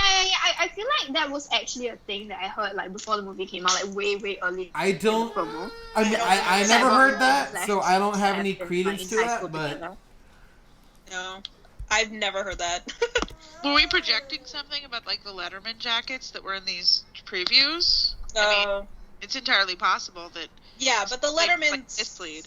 Yeah, but it was like it was the university though, right? one, It wasn't. Yeah. Yeah. So. This is like Although, but I want to touch Victor's face. Oh, I mean, yeah. I mean, if you don't, they're doing something wrong. Even though I was nitpicking about that street shot, it does make me enjoy, because we've talked about this multiple times. It shows a different facet of Gotham that looks like not as dingy, really. But now we have like all these different areas of Gotham. Like in Gotham and that's the thing I like too, is that like Gotham itself is just such a unique city in this version. Like, and that's the thing, and I know I keep saying this, so I'm gonna try to limit what I say. But literally, it's like in the Nolan movies, it's like, oh, either hoity-toity rich people cop Gotham, or like your street poor criminal Gotham, and that's literally it. And then like the show Gotham, like I love the aesthetic of the show Gotham, but like it is so dark, like all the time. Like even the penthouses are dark, but it's okay. I can't see shit when on the screen though. I'm so tired of shows doing this to me. Oh my gosh. Sorry, this just like showed up on my Twitter again, then we'll just talk about it. So Sean O'Connell tweeted again and was talking. Amy Adams like requested a signed copy of the release of the Snyder Cut book. That's so cute. Honestly, Amy, like, and her love for Zack. Proud mom right now. Like, we love it. She's getting hard with that proud mom energy. She's like, aw, I'm just for someone who didn't do any press like for Justice League season 1, now she's doing it, and that's like amazing. To be honest, though, I'm surprised. I'm surprised she's even doing this, because I honestly didn't think she's even coming back for this. Nothing against, like, I didn't think it was gonna be like against Zack or anything. I just thought she was distancing herself from this whole thing. But hey, no, man, she loves Lois. There's no way. Like that a lot of the people who have been working with Wonder Woman, writing Wonder Woman, and also directing Wonder Woman maybe should take some notes, because they're just this one note, I don't even know what else we're gonna get, but just this one note is so powerful, and it's something that I feel like is missing from other portrayals, and it makes me really nervous about the upcoming movie. It's so important, and I think that we're not thinking about her from a feminist praxis, and you have to be religious about it, and I think that's something that I feel like Zack does. I feel like Zack cares about that, and that's huge. Like that laps. I mean, it laps anything that anybody else has done with this character.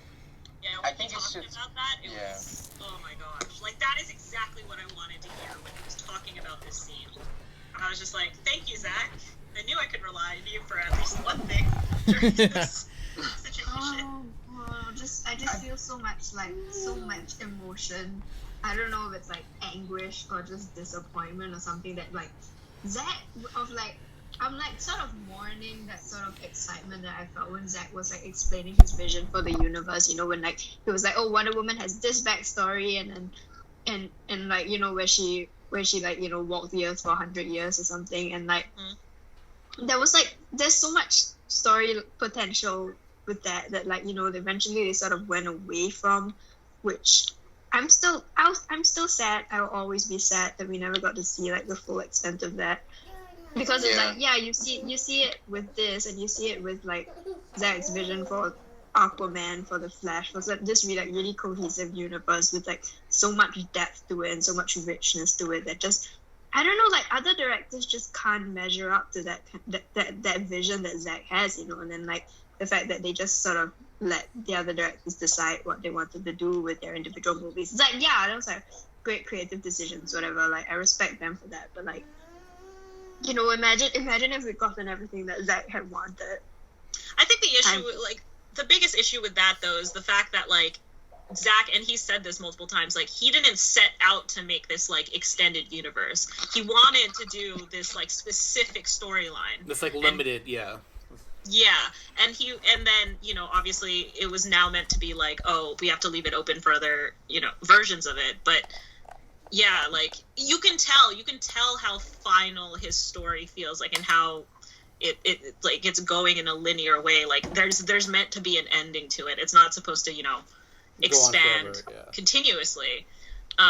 But even speaking with like Diana and Wonder Woman, the other thing that he mentioned in his play-by-play for this that I like my eyebrows like shot up was when he was talking about that shot with the arrow, and then he was saying that the writing on the arrow has instructions of like Diana's potential return to Themyscira, and I was like, man, I know, that was so cool. So cool, but like, you know, it's never gonna happen, but it's fine.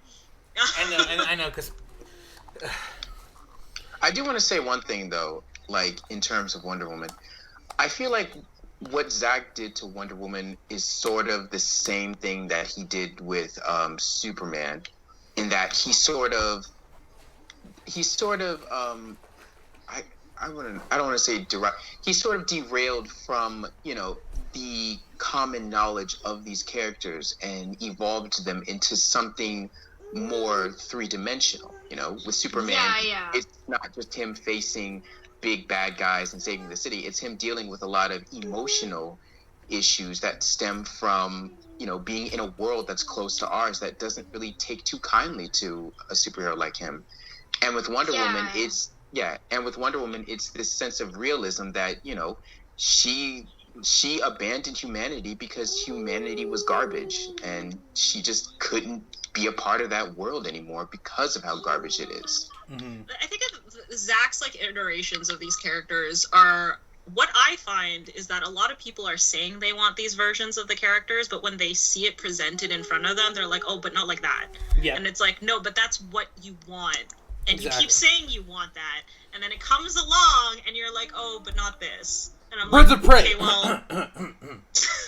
Like, why would you make a Superman movie if you couldn't do something like that? I mean, like, exactly. It's been done. It's over. Like, yeah. Like, you can't do the same thing that's been done 100 times. You can't keep repeating what we've already done. We've done some really sweet classic things with this character, and I mean, like, any filmmaker worth their salt is going to look at that and be like, okay, so that's a past conversation. That's a conversation that's already taken place.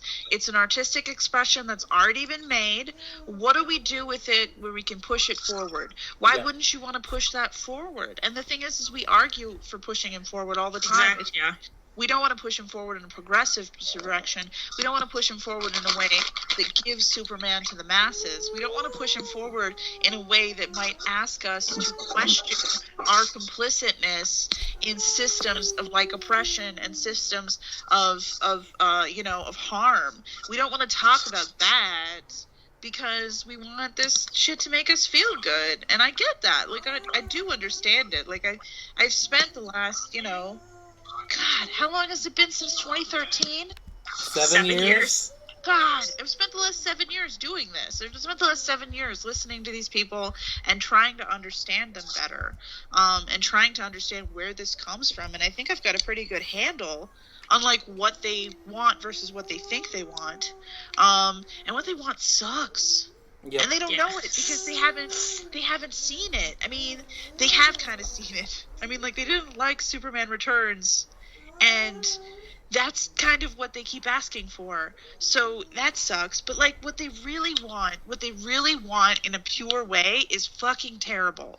It's awful entertainment. It would be a boring story. It would be without conflict, without interest, without any kind of development for these characters. It would be real bad. Deeply imperialistic, probably. Yep. That too, yes.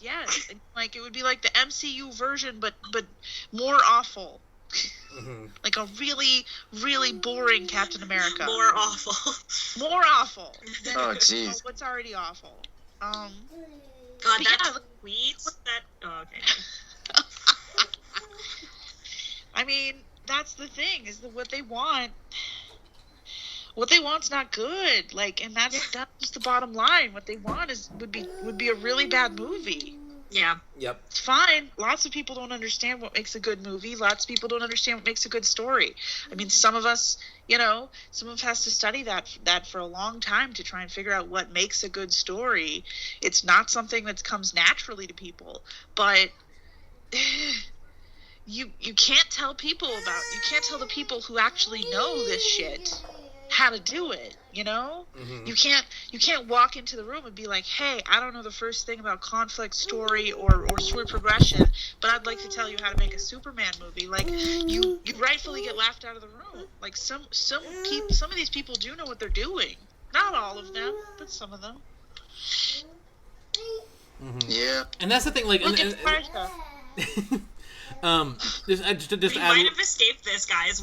This might actually end up staying as Martha. Like, oh my god. Like, literally, but like Artyom said, like, Harry Lennox did not do any reshoots. As far as we know, yeah. At least it wasn't reported. Uh-huh. So, like, and then Zack was talking about how emotional this was. That's why I'm like, maybe we're talking about two different scenes. That's what I'm saying. That was my argument when the trailer first dropped, is that, like, if there is a Martian Manhunter from Martha scene, I don't think it's this. I could be wrong, but if there is, I just think it'd be two different scenes. Like, we get the emotional scene between Martha and Lois, and then in another instance we get the Martian Manhunter scene. I'm just saying, honestly, this scene, I will be very angry. Oh yeah, we're gonna be pissed. But, like, this is the thing, too, is that, like, how cheap would it be to give us that whole Martian Manhunter scene and then to actually shortchange us a Martha and Lois scene? I think that would be super rough. I actually think that would be a super mean thing to do to the audience. And especially the parts of the audience that are like me. And, I mean, like, basically my whole circle who's just sitting around being like, are we going to get Martha and Lois content? Like, that's my corner of this fandom, you know? And it's like, it would be super cheap to us to be like, oh, yeah, you totally get a Martha and Lois scene, but, you know, wink, wink, it's actually a Diane Lane and Amy Adams scene. Honestly, that's just really misogynistic if they do that. And I have better trust in Zack than that, I hope.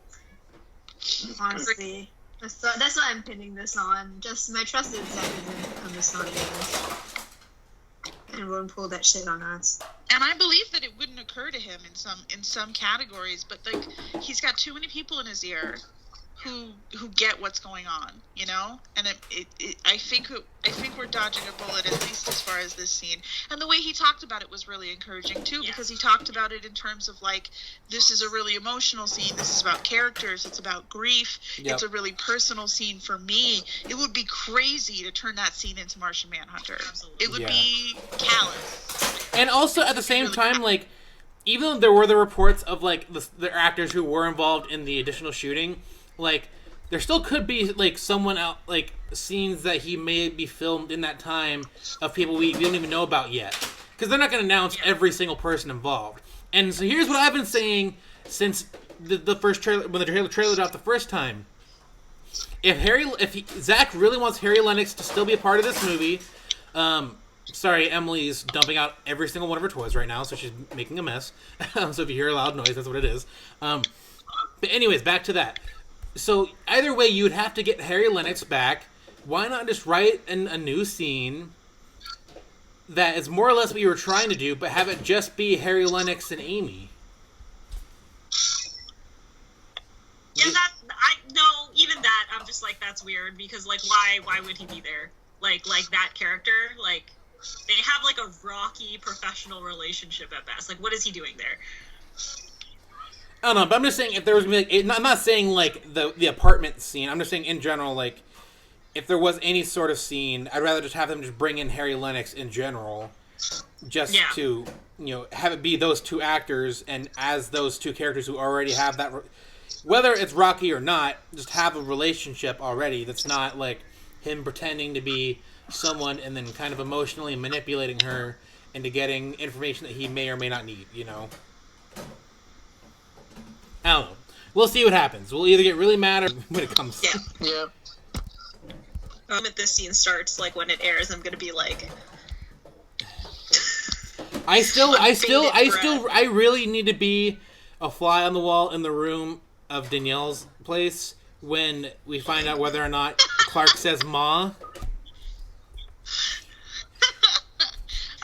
We're either gonna be really angry or incredibly sad, and it's only going to go in one direction, and it might end up with me on the floor. I might be on the floor.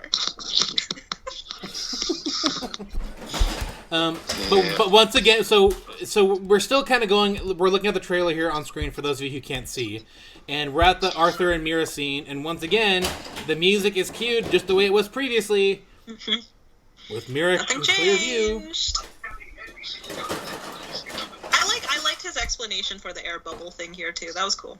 Yeah, and he never said not that like it matters anymore, but Yeah, and he never said like, "Oh, talking underwater was a terrible idea." He just thought for him, for the way it makes it, because he thinks of things like very, very literally, which is why when he was explaining how the Flash's speed works, like he can't just grab someone when he's moving at that speed, otherwise they're gonna explode.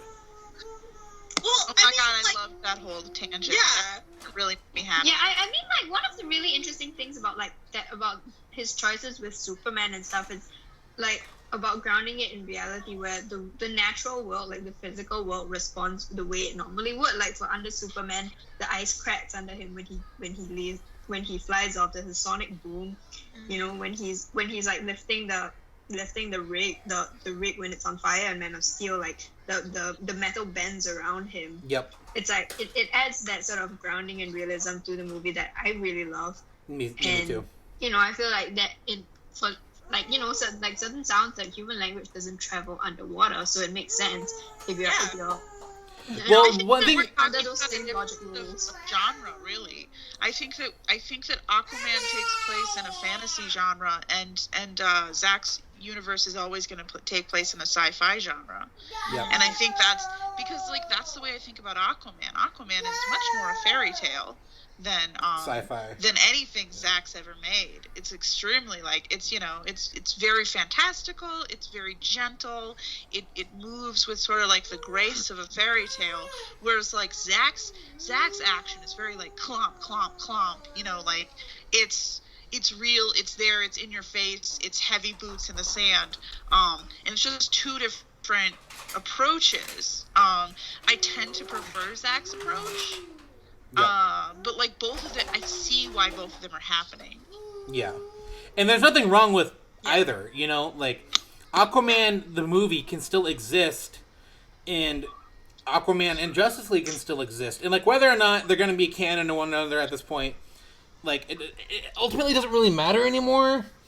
But even if like they end up saying or changing their mind, being like, "Oh, well, Zack's is actually going to be canon now," like. You can call it continuity error, you can call it whatever you want, but like it's just like kind of going back to what Danielle was saying earlier, and it's like we're kind of going back to these filmmakers being allowed to do what they want to do, and if it makes sense or if it's easier to tell a story where just like Atlanteans can just speak clear English underwater, then that's fine. But if for another filmmaker it's like, well, that doesn't really make sense to me, so I'm going to do it this way, that doesn't negate the other way entirely, but I'm just going to do it differently here, then that's also fine.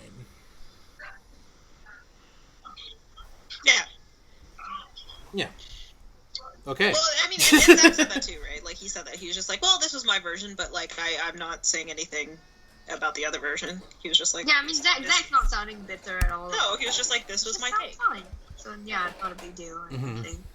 This looks so good. Okay, let me explain something about this shot. Of Darkseid. I realized that this is obviously a new shot because whatever. Uxas. Baby Darkseid is in it. But I did not even remember that this scene was in the original version. It was. I thought this was a completely different shot I had never seen before, in the sense of, like, not just, like, changing it to Darkseid. Like, I just thought this shot wasn't in the movie. And then people started tweeting about it. I was like, I don't remember that for shit. Like... Yeah, it was all part of the... Which is funny, because I remember, like, when I saw it... When it happened in theatrical, I remember, like, oh, those all look like a bunch of Desads. And so when I found out that Desad was going to be in the movie now with Zack, I'm like, oh, so there's only going to be one of them.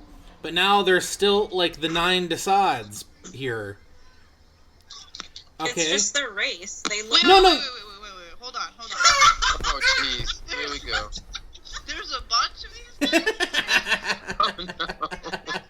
All the priests there, that is the same race of Desad aliens. Okay, so they all look slightly different. Yeah. Do I'm they? gonna have to pick a favorite. All right. Oh, jeez. Understood. I'm good. Carry on. Yeah. Just. Oh, my God. Which I don't think it's bad. I just thought that, like, going from I just didn't think that this was specifically a Zack shot with all of the priests of the Mother Box or whatever they want to call them. But I do want to say, though, I just saw, like, while we were recording, I was on Twitter for a second, and I saw someone said, oh, the Whedon version looks better than this. I'm sorry, you have bad taste. Okay. I didn't even know this shot existed, so clearly. They probably said the Whedon version was better because there's more orange in it. There's like 3 versions of this one. Well, if these people really like orange that much, they must be Trump supporters. Oh, here we go. I mean, they probably are. Okay, moving on. Moving on swiftly. My point was that I thought this was a completely different a new scene. I mean, I've seen this scene, like... The clouds are very realistic. I have to admire that. Yeah, like, I've seen this scene, like, 3 different times, like, with 3 different versions. Like, one with, Steppenwolf, and then one with Darkseid standing one way, and then another one, which is this way. So it's well, like, I mean, the other one, I don't think it's 3 different versions. I think one is, like, a different moment in that same scene. I don't think it's, like, I don't think it's, like, the same thing, just a different, you know? Yeah, but Darkseid does look better in this. Now, can we please get away from Desad before Danielle decides to, like, say more things? I know. Danielle, shh. Just keeping my peace here. This beautiful, beautiful creature. Well, speaking of beautiful. Yeah. Okay, I have to roast Clark right now. He looks like a pencil. I always thought he looked like a pencil there. What did Zack call him? It's like the Men of Steel dick cannons. Have you, like, okay, you know what I didn't understand? I mean, I do understand, but, like, it's funny that you're making fun of this, because, like, you see the Whedon version of this shot? It's, like... A totally different city? It's ridiculous that they even changed this. Was there a Whedon version of this? There is, yeah. It's in the theatrical, but all the buildings are super different. Buildings are different. His body posture is different. Like, I don't know. Why change it? No. I don't understand. I feel like some of these changes were just, like, for the sake of doing it. Yeah. Oh, absolutely. For the sake of making it a Joss Whedon shot. I mean, it's also because technically they got rid of the fact that Lois is, like, seeing him up there and running to Heroes Park, so whatever. Because Bruce has to be the one to get Lois. Yeah, Lois sitting in the cop car the entire time. Shut up. Get out of here. No, she wasn't sitting in the cop car. She was sitting with Alfred. Yeah. Because that would just happen. The person who helped kill your boyfriend/husband. Yeah. Well, for all, let's not blame Alfred for that. Alfred was against it, remember? Well, I mean, for all she knows. That's true. Unless when they meet, like, he sits down, he's like, listen, I I hate him too. But he's my kid. I don't have a choice. But can you imagine Bruce meeting Lois? They already have, though. Bruce meeting Lois, like, hello, are you Lois Lane? I need your help. Like, she probably smacked the living shit out of him before she decided to ever go anywhere with him. If we're talking, like, Joss Whedon version, if Joss actually cared about, like, canon. My favorite, like headcanon for, like, when Supergirl gets into the DCEU, like, presuming that she is, in fact, related to Clark, okay? That she would just, like, constantly be, like, reminding Bruce that she'll, like, kill him if he even touches Clark again. It's very on brand. Yeah. I loved, okay, I wish Zack talked about this scene more. I know it's really short, but, like, whatever. But, I mean, he did say that, like, she sees the impossible, and that, like, went straight through me. Like, straight through my heart. It just, like, marinated there, and I was upset. But I was just emotional about it, really. Because I was like, yep, I'm gonna be a wreck when this whole thing occurs, basically. I just think, like, what does he think we don't know about what happens in this movie? Because he hasn't seen the theatrical. Yeah. And also, real quick, people stop telling him what happens in theatrical. I just want to have a conversation with him that's just like, hey, so we're pretty sure what's going to happen already, so if you want to, you know, tell us more Chloe shit, yeah, it's like, I don't know, it just seems like every single time he gets anywhere near Lois and Clark, he, like, pulls back really hard. I know. And I'm like, I don't think that there's, I mean, I could be totally wrong, and I hope I am. I hope there's a bunch of shit. I hope this movie confuses, awes, and shocks me. But I just don't feel like there's a whole lot to protect there anymore. Well, I mean, the unfortunate thing, and I can't remember who, like, someone said this that I was watching, like, last night or the day before, and that, like, because leading up to the Snyder Cut, like, we all assumed that we weren't ever going to see this movie. So when Zack was sharing all this stuff, he was sharing it under the assumption we was probably never going to see the light of day. So we know, besides putting everything together from the theatrical and just common sense and everything, just like, we now know more than we would have going in if we just saw trailers and then saw it in theaters, you know? Amy is talking about the movie now. I'm like, maybe there is something that we're missing. Yeah. Maybe there's more. Who knows? I will say, though, one little thing, though, moving on to the trailer, he did change the shot of the mother box being hit by that beam thing.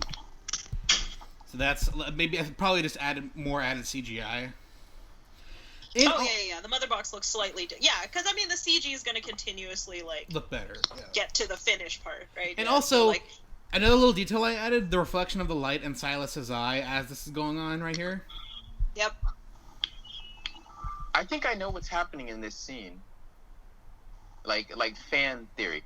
I think, you know, when Zack said that Silas had a plan, I think what Silas's plan was to put himself, like his essence, into the mother box, which would explain that one scene that we see, you know, of Cyborg seeing his, you know, mom and dad. Or maybe just, I don't know. Maybe maybe I'm just overthinking it. I don't know. That's interesting. We will not know until I know. It could go anywhere, right? Like, really? That's the thing, is that, like, after seeing a couple Zack Snyder movies in theaters, I'm so hesitant to speculate. I'm always so goddamn wrong. Me too. I'm always 100 miles from where I should be. Yep. Like I remember for me, one of the great thing for a filmmaker to do to you, but I mean, like, I could be totally wrong. I could think that, like, you know, I could think I could be actually just underthinking the Clark and Lois content, and maybe there's a whole lot more, and maybe, you know, maybe there's stuff worth hiding. Yeah. Mm-hmm. No, you're right. It's like every Zack Snyder movie has just I'm always surprised. Well, and that's the thing too. Like for me, like probably one of the biggest examples of that for me personally, like going to see Batman v Superman for the first time after I had already started listening to the soundtrack, and getting to the This Is My World track. Listen, shh, we talk. Okay. No, just real quick. Like, go ahead. Yeah. So like, what I thought was gonna happen was like when it starts playing like the soft Man of Steel thing, where it's like. Da-na-na-na. Like in my head, I imagined they beat Doomsday. That Zack Snyder was going to subvert the Death of Superman storyline. That he was going to not do it, and that they defeat Doomsday, and then him, Wonder Woman, and Batman all look, and the sun rises, and it was going to be beautiful. That didn't happen. Oh, that's nice. That's nice. So nice. I already knew.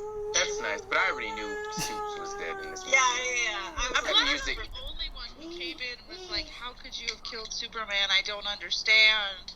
I didn't know Superman was gonna die, but I wasn't upset either. Like it was like they showed Doomsday, so I'm like, oh, okay, so Superman is gonna die. I realized that when I watched it, I was like, why is Superman dying? Like that's right. I got to the point, and like I say this every single time we talk about this, but literally from like This Is My World, You Are My World. I literally started weeping until the end of the movie because I was like, how did we get here? Even though I came into this movie knowing he was gonna die, I was like so confused. I was like, what? He's dying? Why? Why is this happening to me? And like, I say it every time, but like, I just don't think anyone understands how certain I was that he was not going to die in this movie. I don't think anyone understands how completely my expectations were violated by this film, and how betrayed I felt at the end of this film. I went through an emotional transformation. I was not prepared. So the funny thing for me, at the time, leading up to BVS, this is before Danielle and I really knew each other. So I was just going based off her posts, and she was the most pessimistic person in the fandom at that point. It's true. She was the only person being I really don't know. I don't know if I'm really trusting Zack here with all the Dark Knight Returns shit. Remember, bad reviews would get posted, and I'd be like, this seems like a good sign. And then I'd find good reviews, and I'd have, the Kermit the Frog meme. I'd be like, oh, God, something's happening. Well, you were like that with Justice League. The moment good reviews came out for Justice League. Why did they like it? That was I don't know.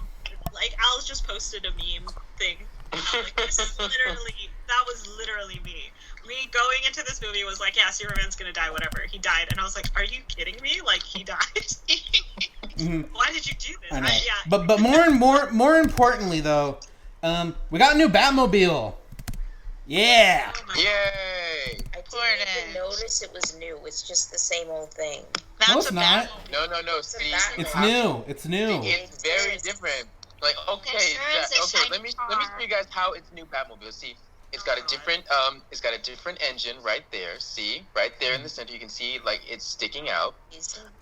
And then it is the same Batmobile, Al, just a new shot. No, well. I'm sure it's a really cool shiny car.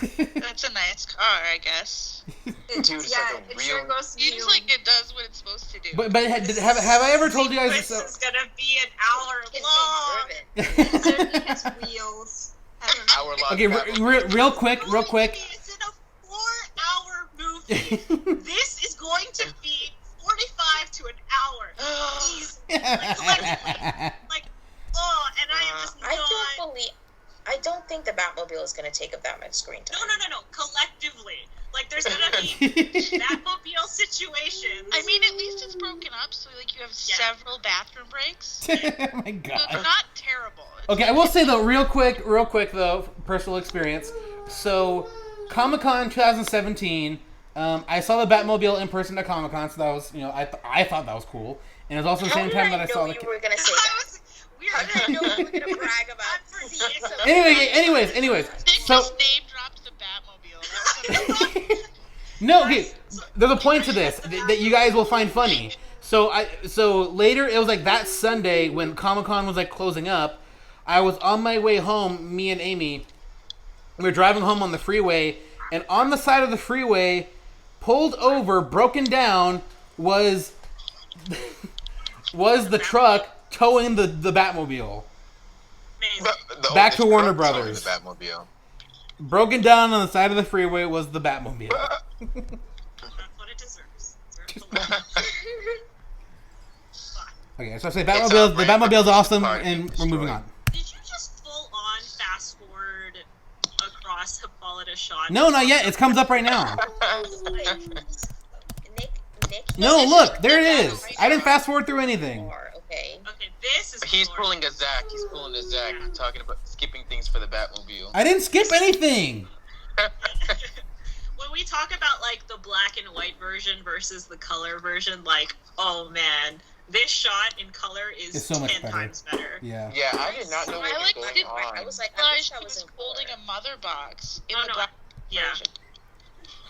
And now I kind of understand what was happening, which is great. Yeah. No, you know what I think? This is You know what I think interesting is to actually know. pretty cool is that like Connie Nielsen was one of the people up for the role of Lara in Man of Steel, Yeah. Really? and Yeah. then her and Zack went on to work together in Justice League, so that's pretty cool. Well, because Oh. Connie Nielsen, That, like, because I think that would have been a mistake. he suggested, because he actually suggested to Patty to Get her cast right, yeah. Connie as Hippolyta. Or however Zach pronounced it, Hippolyta. Yeah. Hippolyta. Oh my I God. was like, that's not right. Dash. When we did our live reading of the Joss Whedon script, oh my God, it's pronounced so many different ways in that. Hippolyta. Hippolyte. Hippolyte. And then Danielle was like, Hippolyte. Yeah. This is an awesome shot. All I can say, guys, is that this Amazon sequence is like 20 minutes long, if not a little bit longer. Yep. I can confirm that. I can't tell you why I confirm that, but yeah. We're just gonna hear so much Wait a minute. Let's check this out. Dash, do you know literally something we cannot don't know? say Why? Dash I knows something. literally, I cannot say why, but it will be 20 minutes or more, Dash 100%, That's beautiful. and it'll be fantastic. The theatrical Amazon scene was like underwhelming, to be honest. Oh yeah. Again, this is what my fiance pointed out, because like clearly there's not enough exposition in the Amazon sequence. She was like, what are they just gonna do? Like hot potato it around Themyscira? Like what's the plan here? Because like that's what it seems like in the theatrical version. Yeah. They grab it and then they're just throwing it to each other. Like without zero plan of where this is going. They threw it to Samantha. That's good enough. Yeah, I mean- but okay. I'm just saying. I mean, It throwing doesn't that need mother to box be- is basically like, okay, now you die. You're next.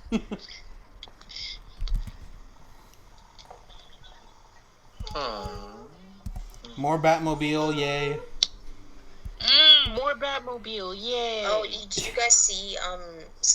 Zack asked about the sound thingy on Vero. Oh, the and siren? somebody had to explain to him He's like, what what? it was. Like What? the Batmobile, like the siren. Remember in theatrical, the whole siren thing? Oh yeah. Father alone. Can they Honestly, just I didn't even remember that. I was like, what? Me neither. I What did didn't he remember say? either. Did he say like? No. So someone posted a picture of the Batmobile saying, oh, thank God there won't be some like siren thing in Justice League now, right? And then Zack Snyder responded, what? Every time he's like, "What? What's that?" I just remember the funniest one was when someone told him about the Russian family. He's like, wait, what? And someone's like, yeah, this Russian family. He's like, no, wait, seriously, what Russian family?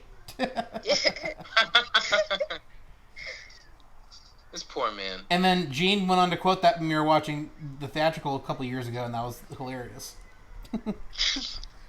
This poor man can't catch a break.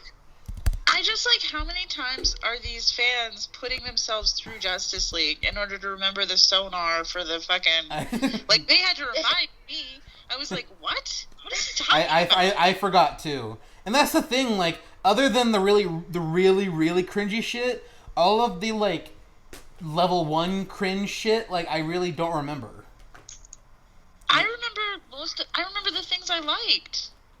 I remember everything about that movie. I remember that great ass scene with Ray and his dad. That's not Jax anymore. I know. Well, this entire movie from my mind, and I feel wonderful and fresh about that. I unfortunately remember everything of it. With Barry and his dad in prison. Like I remember the things I liked about it. I don't understand. Like everybody's, I don't know. The bitterness is a little scary at this point. Like chill, everyone. Like it's over. You know, we can all move on. Mm-hmm. Yin and yang shot. So cool. Again, I wanted him to talk about this, which is such a gift for us. I am looking forward to every single Superman scene in this film. This will be therapy for me. I'm wondering if Zack is gonna like try and be respectful, or like if he's just gonna objectify Clark as soon as he's back. Wait a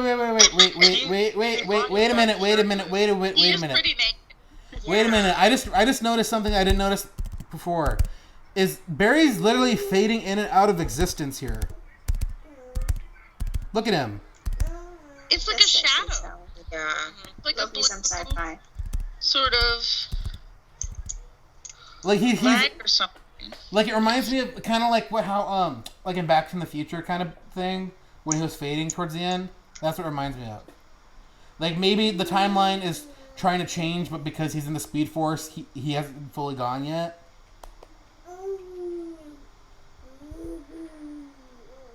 I mean, we all agree he's in the Speed Force, right? Yeah, definitely. Okay. Here and the tree.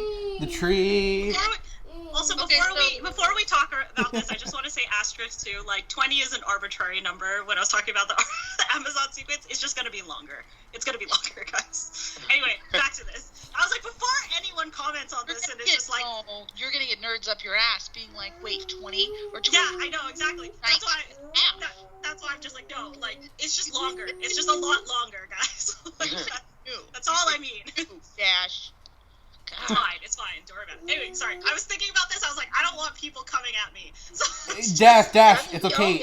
Dash. It's okay. No one comments on these videos anyway. It's okay. Okay, so here we are with the tree. This tree so much. The tree. I hate this tree. We got to burn it down. Just edit out the tree. Jeez. Yeah, literally. Like. But seriously, honestly, I just think it's funny at this point because like it's just like.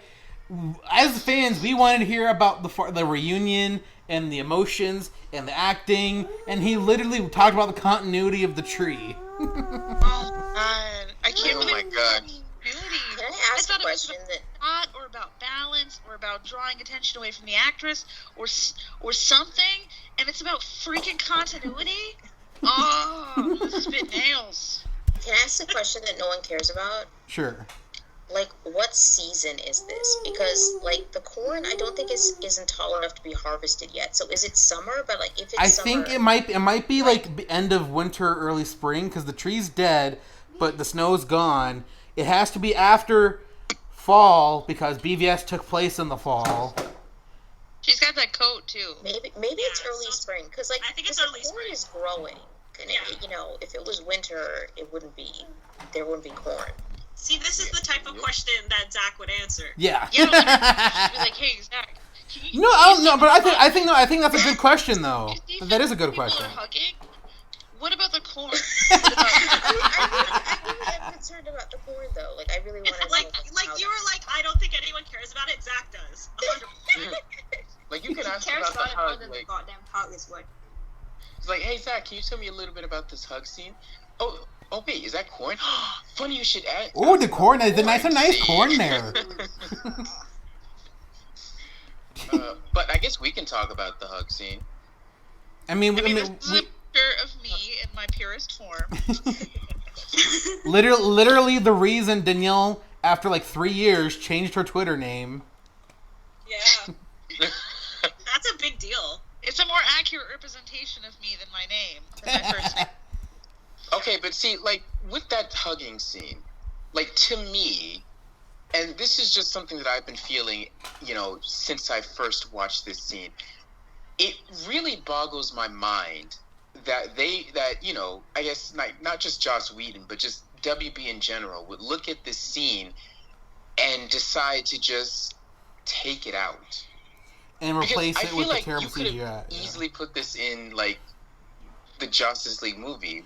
I will say though, I don't, not that I'm in any way defending Warner Brothers or Joss, but we haven't seen the movie, so we don't know what the conversation is that's being held here. So maybe it ties more into something that Zack was teasing in the future. Hey, maybe they're talking about their wedding. Maybe they're talking about, oh hey, maybe we want to have a kid. And Joss and Warner Brothers looked at that and were like, oh no, we can't talk about anything regarding the future of the Superman franchise because we don't believe in it. Gotta delete that. No, Joss cut this out because he hates women. Boyfriend because he's a misogynist. Yes, there are two elements here. Even it doesn't matter what they're talking about. If they're not talking about anything that needed to be cut, there's two elements happening here. One is misogyny, absolutely, and number two is the expression on Henry's face, which they fucking hate. They cannot handle it when he has a neutral or sort of, somber, slightly negative, grinning garishly. Yeah, no, they don't like the face he made here. They knew people wanted more fucking smiles, and they couldn't paste a smile onto his face because it's moving too much in between two heads. They obviously can't erase the mustache on a good day. We're not going to raise the bar. Yeah. Also, this is petty and probably not even accurate. But the MCU does not have scenes as earnest as that, and they were like, "Yo, we can't be earnest because the MCU is not earnest." Yeah. No, agreed, absolutely. Yeah. And also, you have to have quips. There's no quips. It's too sincere. That's a very postmodern masculinity. That's a very soft version of Clark Kent, and they are obviously going for he's allowed to be down homey, he's allowed to be family oriented, but only in an aw shucks country kind of way. And that's what's happening.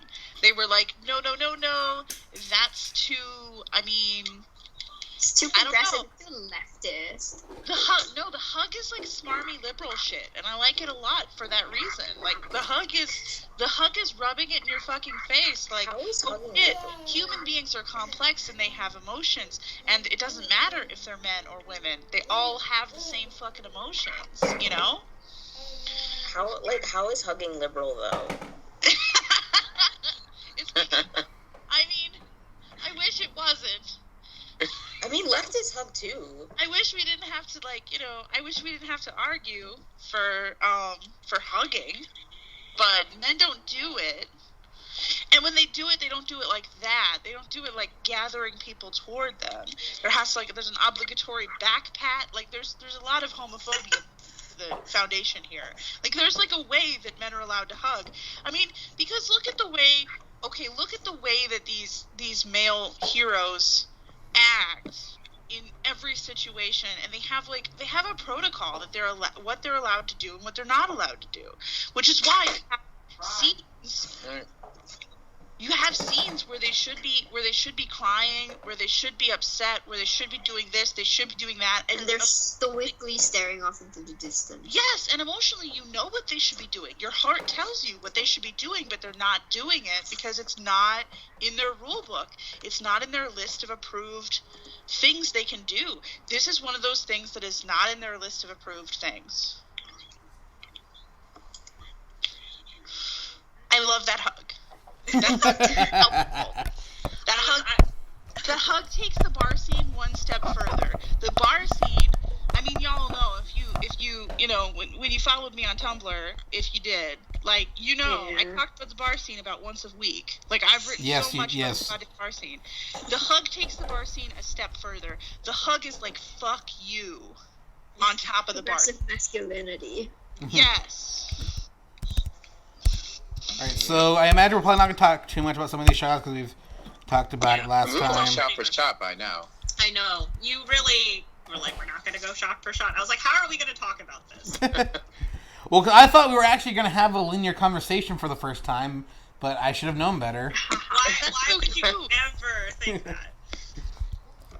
my first episode I recorded here, I was like, this is not.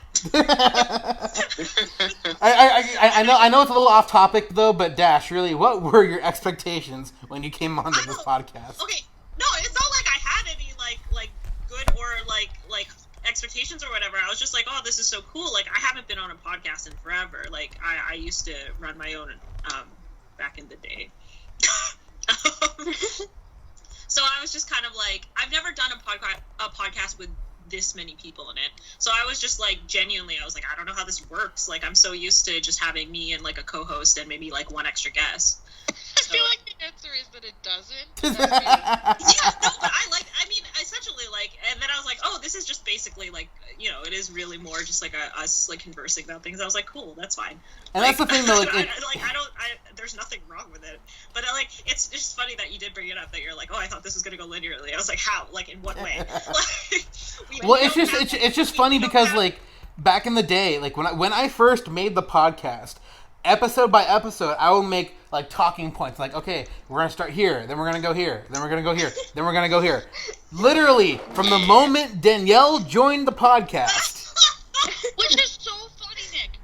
So funny, because you want to hear the funniest part of that? I had notes. I had an outline. My first 2 episodes, I had so much written down. I was like, I want to talk about this, I want to talk about this, I want to talk about this, and like, we're gonna go from this to this to this topic, and I prepared like half a lecture.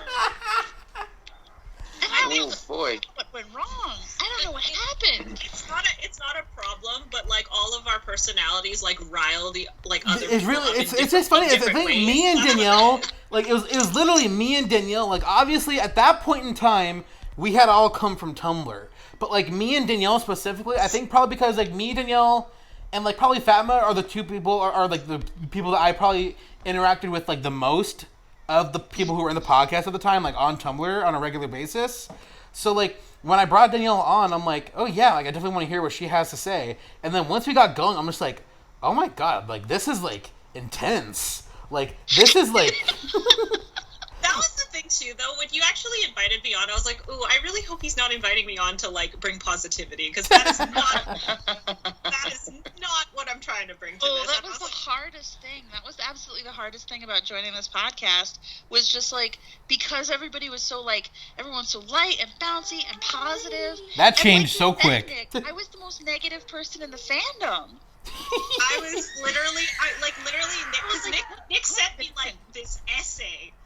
Like to be like, hey, you want to join the podcast, but it was like a really long message, so I had to go through that, and I was like reading it, and I was just like, oh, I really, really hope he's not asking me because he wants like like positive structure. I was like, oh no. At the very least, Dash, when I invited you, at the very least, at that point in the podcast, because this was this year, so at that point. We had stopped being DC Films, and we were in the process of rebranding again as Bitter Geeks. But, like, I knew going in what the podcast was going to be, and I just wanted more. And seeing your interactions with, like, myself and, like, Danielle, and I'm not sure if you were... Danielle has made me an angrier person. Honestly, she's done the same for me. I'm not mad about it. I'm just unlocking potential. Yeah, I think it's very freeing. I'm just a lot angrier now, which is a good thing. No, but seriously, like, it's just so funny because, like, again, the podcast used to be so proper and so structured and, like... Was it really? For the most part. I mean, it was, no, because I have listened to the older episodes, and it like, yeah, you can tell. So steady and respectful and very, like, oh, no, everything's gonna be fine. And there was, like, hardly any cussing, like... No part of my body is everything's gonna be fine. No, nothing about my personality promotes everything's gonna be fine. I'm like a human siren. I'm a human alarm. I think you're the alarm on the funny thing. So like, so from obviously, so I said from Danielle's first episode, something changed, but it wasn't until it wasn't really until like the third Justice League trailer, the one that showed the farm scene. That's where things took a turn. It never went back. I mean, that makes sense. Because, like, the episode I brought her on was, like, I think and this was back when, like, I tried to make the episodes about, like, very, very, very specific topics. So, like, it'd be, like, the importance of, like, love in the DCEU, and that was her first episode, and it was primarily about Clois. So, and I knew she was a Smallville fan, and then obviously I knew she was a DCU fan. Are we Smallville fans? Is that what we are? After fashion. But yeah, that was it's been a ride for sure. I love it. I think this is very productive conversations. I think it's great to get all of this stuff and out. It's funny because as we've gone on over the years, so I think Rebecca, your first episode was the BVS commentary, wasn't it? I don't know. I have no idea. So I kind of started doing all this back in the day, it was for the first anniversary of BVS, and it was me, Katie, and then someone else on Tumblr. Her name was Dr. Truth. Her name was oh my god, I feel so bad for blanking on her name. So it was us three, and we did the BVS commentary, and I had a ton of fun doing it. And I'm like, oh wow, I really want to do something like this again. And so when June was rolling around, I'm like, I really want to do another commentary.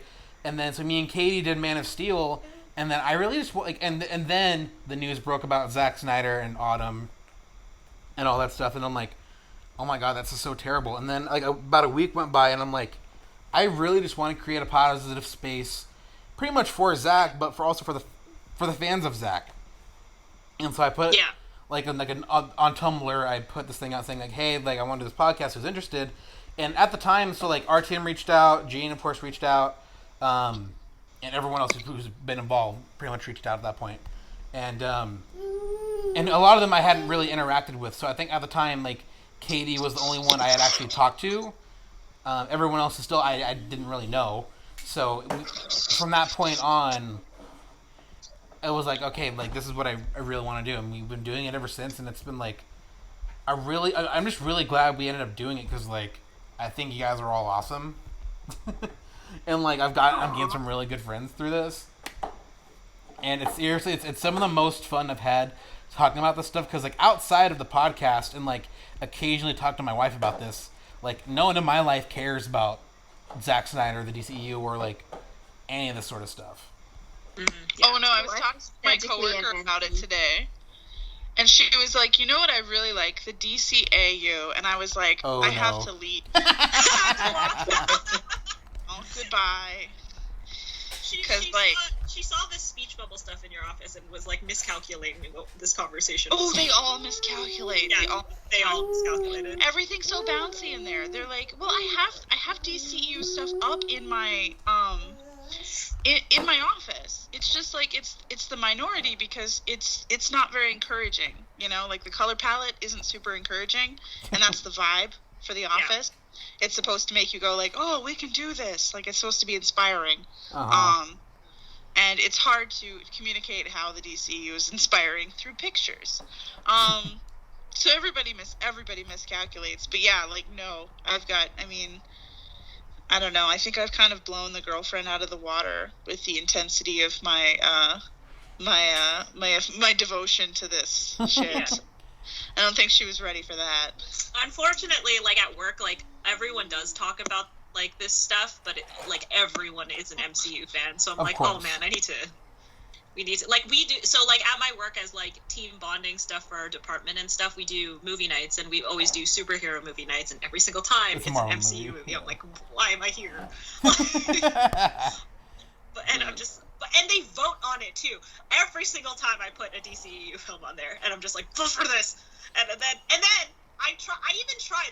They still didn't even vote for Wonder Woman. I was like, I gave you an in there, and this isn't even one that I necessarily want to watch. But y'all still didn't vote for Wonder Woman. I was like, I give up. And for me, so I know I lied. So for me, the only person I can really talk to is my youngest brother. And he's 10 years younger than me, so he's 15, just turned 15. Little baby. And he, for being so young, over the years, he's had really good conversations with me about this stuff. And he's the only one in my life who's actually genuinely a fan. He's not in the fandom, obviously, and I wouldn't want him to be. But he gets it, and like he doesn't follow everything like day to day like we do. So I sent him like the pictures of Steppenwolf, and he's like, "Oh my god, wow." But yeah, beyond that, it's really hard being a DCU fan because like my wife hates Batman v Superman. Of course, she hated Justice League. She thought Man of Steel was just okay. She of course loves Wonder Woman. Thought Aquaman was okay. Didn't really care about Birds of Prey. Thought Shazam... Oh, she's gonna hate Black Adam. Oh, God, yeah. And for those of you who don't know, I've mentioned this before. My wife hates The Rock with a passion. What? I know. Why? Like his acting or something? She wasn't. My mom hates The Rock. Yeah. She just she doesn't like his acting. She just thinks he's a jerk. Like she's like, oh, I'm just waiting for him, someone to come out against him, and I'm like, why? Who hates Dwayne? My mother hates Dwayne with a passion. What? But like, my mom hates Dwayne for a different reason. He's harmless. And then she has the same level of hatred for him as she does like Jack Black. Which like Jack Black. I know it's like Jack Black's a weirdo, but I don't think he's like. If like you just find someone annoying for some reason. Okay, yeah. But they're not like mean people, so. I don't know. Like my wife seems to be convinced that like The Rock is like really an asshole. I don't know. You'll have to talk to her. I mean, maybe we don't know. We don't know his personal life. I don't know. I just like. I mean, Kevin Hart is sus, and Kevin Hart. Oh no, Kevin Hart. Oh, Kevin Hart for sure. Oh no, Kevin Hart is an actual asshole. That's literally the only way in which Dwayne is shady. Otherwise, he's just a happy, nice, wonderful man with his tequila company. So and his muscles the size of dump trucks. Yeah, yes, that's important. But anyways, so like back to so my experience with DCEU and stuff. So like. Almost any time I go to any family gathering, my sister loves, and I don't understand why. She keeps using Justice League as like, oh, Justice League was so shitty, huh? I'm like, yeah, it is. Yeah. And what? Like, she keeps thinking that's gonna get to me. I'm like, I agree with you. It is terrible. And then like I try to explain to her, I'm like, yeah, it's bad because of Joss Whedon. And then she's like, oh, well, Joss did, he did Buffy. I'm like, Liz. And we really, my knee-jerk reaction every single time someone brings up Buffy as a good situation, I just want. Oh my god! It's fine. We're not. No, don't talk about it. No, we just go down the rabbit hole. You sorry, Buffy got mentioned, and I was like, of course Buffy is getting mentioned. Like, yeah. Okay, fine. We won't talk about Buffy. Fine. Reverse. Okay. Yes, there was the trailer. Yeah. I mean, it's fine. We're pretty much at the end of the trailer. Yeah, so we're just all of this stuff isn't new, right? So it's I think see, us going off on tangents about this movie and about this trailer and everything is it's kind of like a culmination of like what this movie means to us, right? Oh, yeah, of course. We've discussed it and fans have wanted it, et cetera, like we talk about it, but the fact that we have all of these anecdotes and tangents that we go on every single time we talk about any of this stuff is just that's just how important it is to the fans, right? Like we can relate to stuff, and so that's a very good explanation for that, Dash. Thank you. Well, that's what it is, right? Like in the grand scheme of things, it's like, yes, we love these movies, obviously, and it brings us all together, but it's also it's just starting off points, and then we always talk about other stuff because it's we just talk about stuff, guys. Yeah, it's not the only thing we have in common, which is great because at a certain point, this stuff falls away. At a certain, you either move past it, or we all kind of go, oh, well, Zach's not there. I'm not really sure how deep my interest is right now, or anything like that. And I mean, that's why it's so cool that we're Bitter Geeks and not the DCU podcast. DC Films, Danielle. DC Films. What? DC Films, that's what we were. Doing a DC Films podcast? Are you serious? We were that for 3 years. I'm not gonna lie, I thought it was DCU podcast. Nick, I don't know my own username. Yeah, I don't know why you were expecting to remember. Why would I remember that? Whatever we were, we're not anymore. Yeah. And that's what matters. I mean, we've only talked about DCEU films, but again, it tangents off into other things because of it. Like, you know. Well, and the funny thing is, since we've become Bitter Geeks, the DCEU is now all we talk about. Where back when we were DC Films, like Danielle would bring up fucking Twilight and like all this other shit. Oh, why would you watch it? Nick? We bring it. Have a whole episode. You, Nick. Nick. I literally, whoever made that meme of like Nick sticking Twilight in the bicycle spokes. That was me. I take credit for that. It's saved on my phone because it is so goddamn funny. It is. And it's the realest thing that's ever happened in this podcast. I'm just sorry because that's the one thing, the one consistency in the podcast has been that outside of the DCEUs is the first thing that comes to mind. I'm sorry. Don't be sorry. Just watch it. No. You just watch it. Literally. You could just join us. It could be so much easier. I mean, hey, I've seen Vampires Suck. I've seen the parody movie Vampires Suck. Does that count? No. Like, you don't even understand. Like, it's just, you will have such a good time. Genuinely.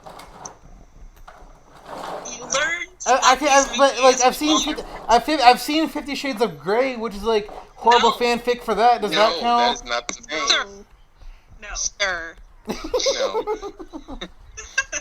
And it's FYI, I haven't seen 50 Shades by choice.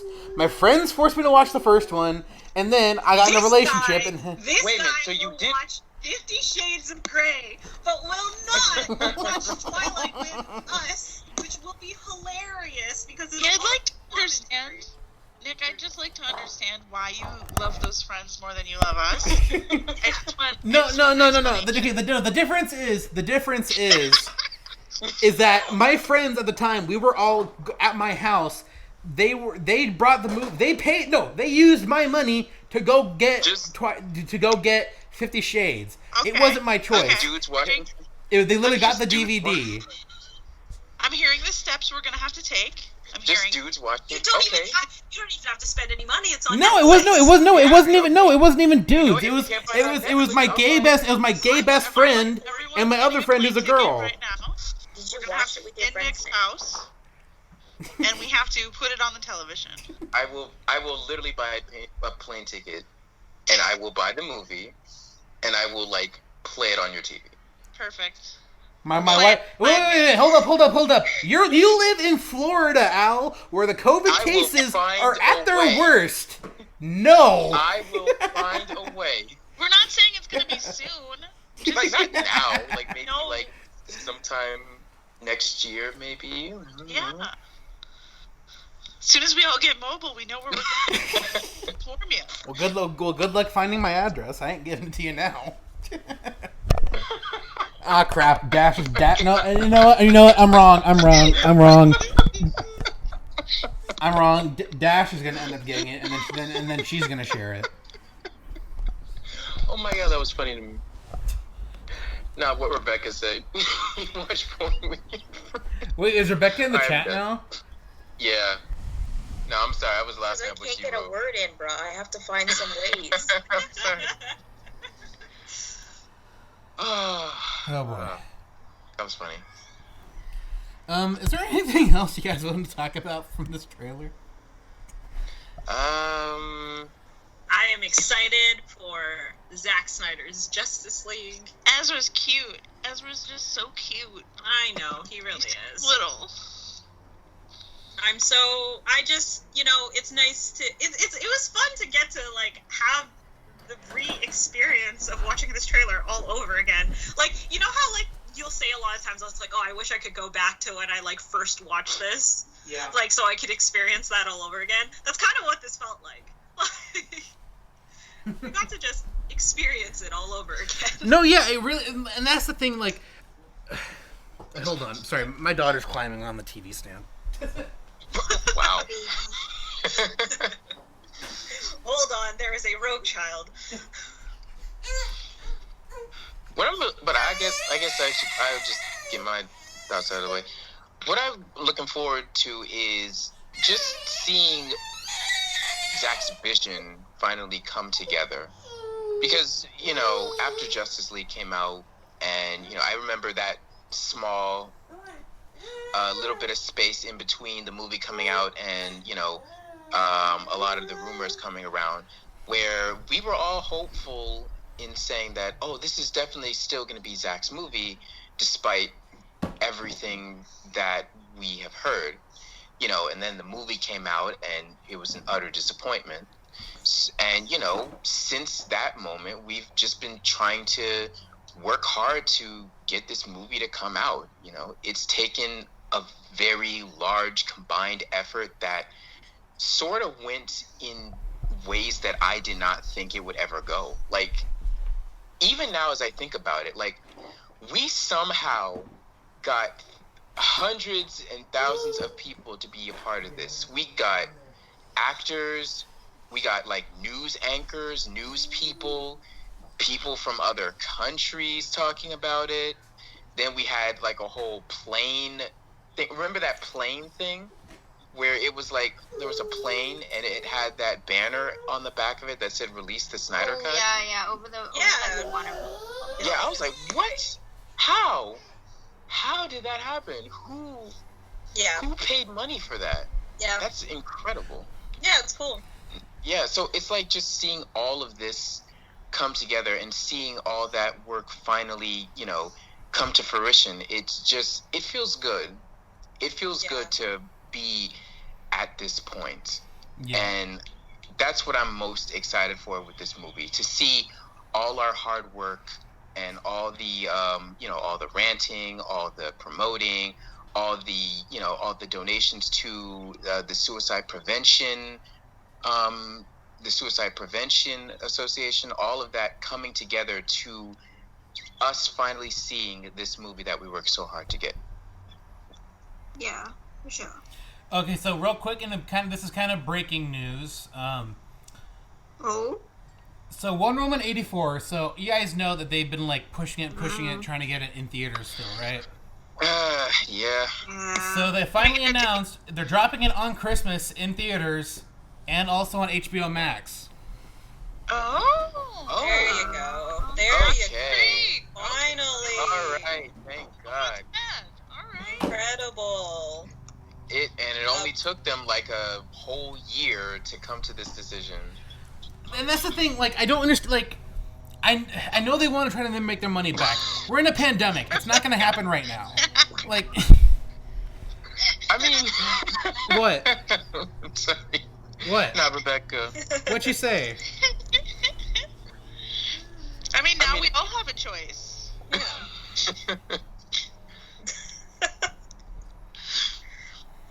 What'd you say? Finally, whatever. Like, it's just, it was so long. Like, it was just, God, why were you even trying? Like, yeah. Every single movie that was supposed to come out this year, like, pre-pandemic. I mean, technically, no movies came out pre-pandemic this year because it just, you know, the virus existed. It just wasn't as a pandemic yet. But it's just give up and, like, go back later, because, like, return to the drawing board later.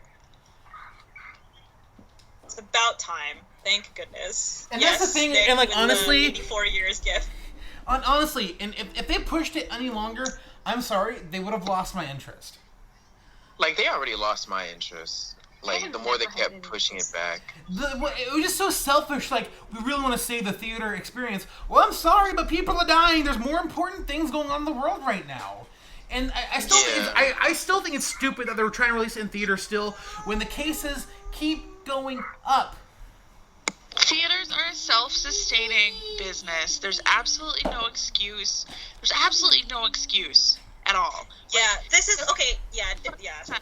We've talked to me and Dash have talked this down and up and down. Yeah.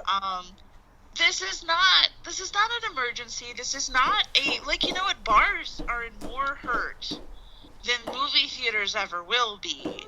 And, like, it's, you know, it's human life or not, but, like, still, like, movie theaters, of all fucking things, like, you're talking about the box office. That's what you're talking about. Like, stop couching it in different terms. It's not about movie theaters. It's not about the industry. It's not about your beloved old theater that might shut down.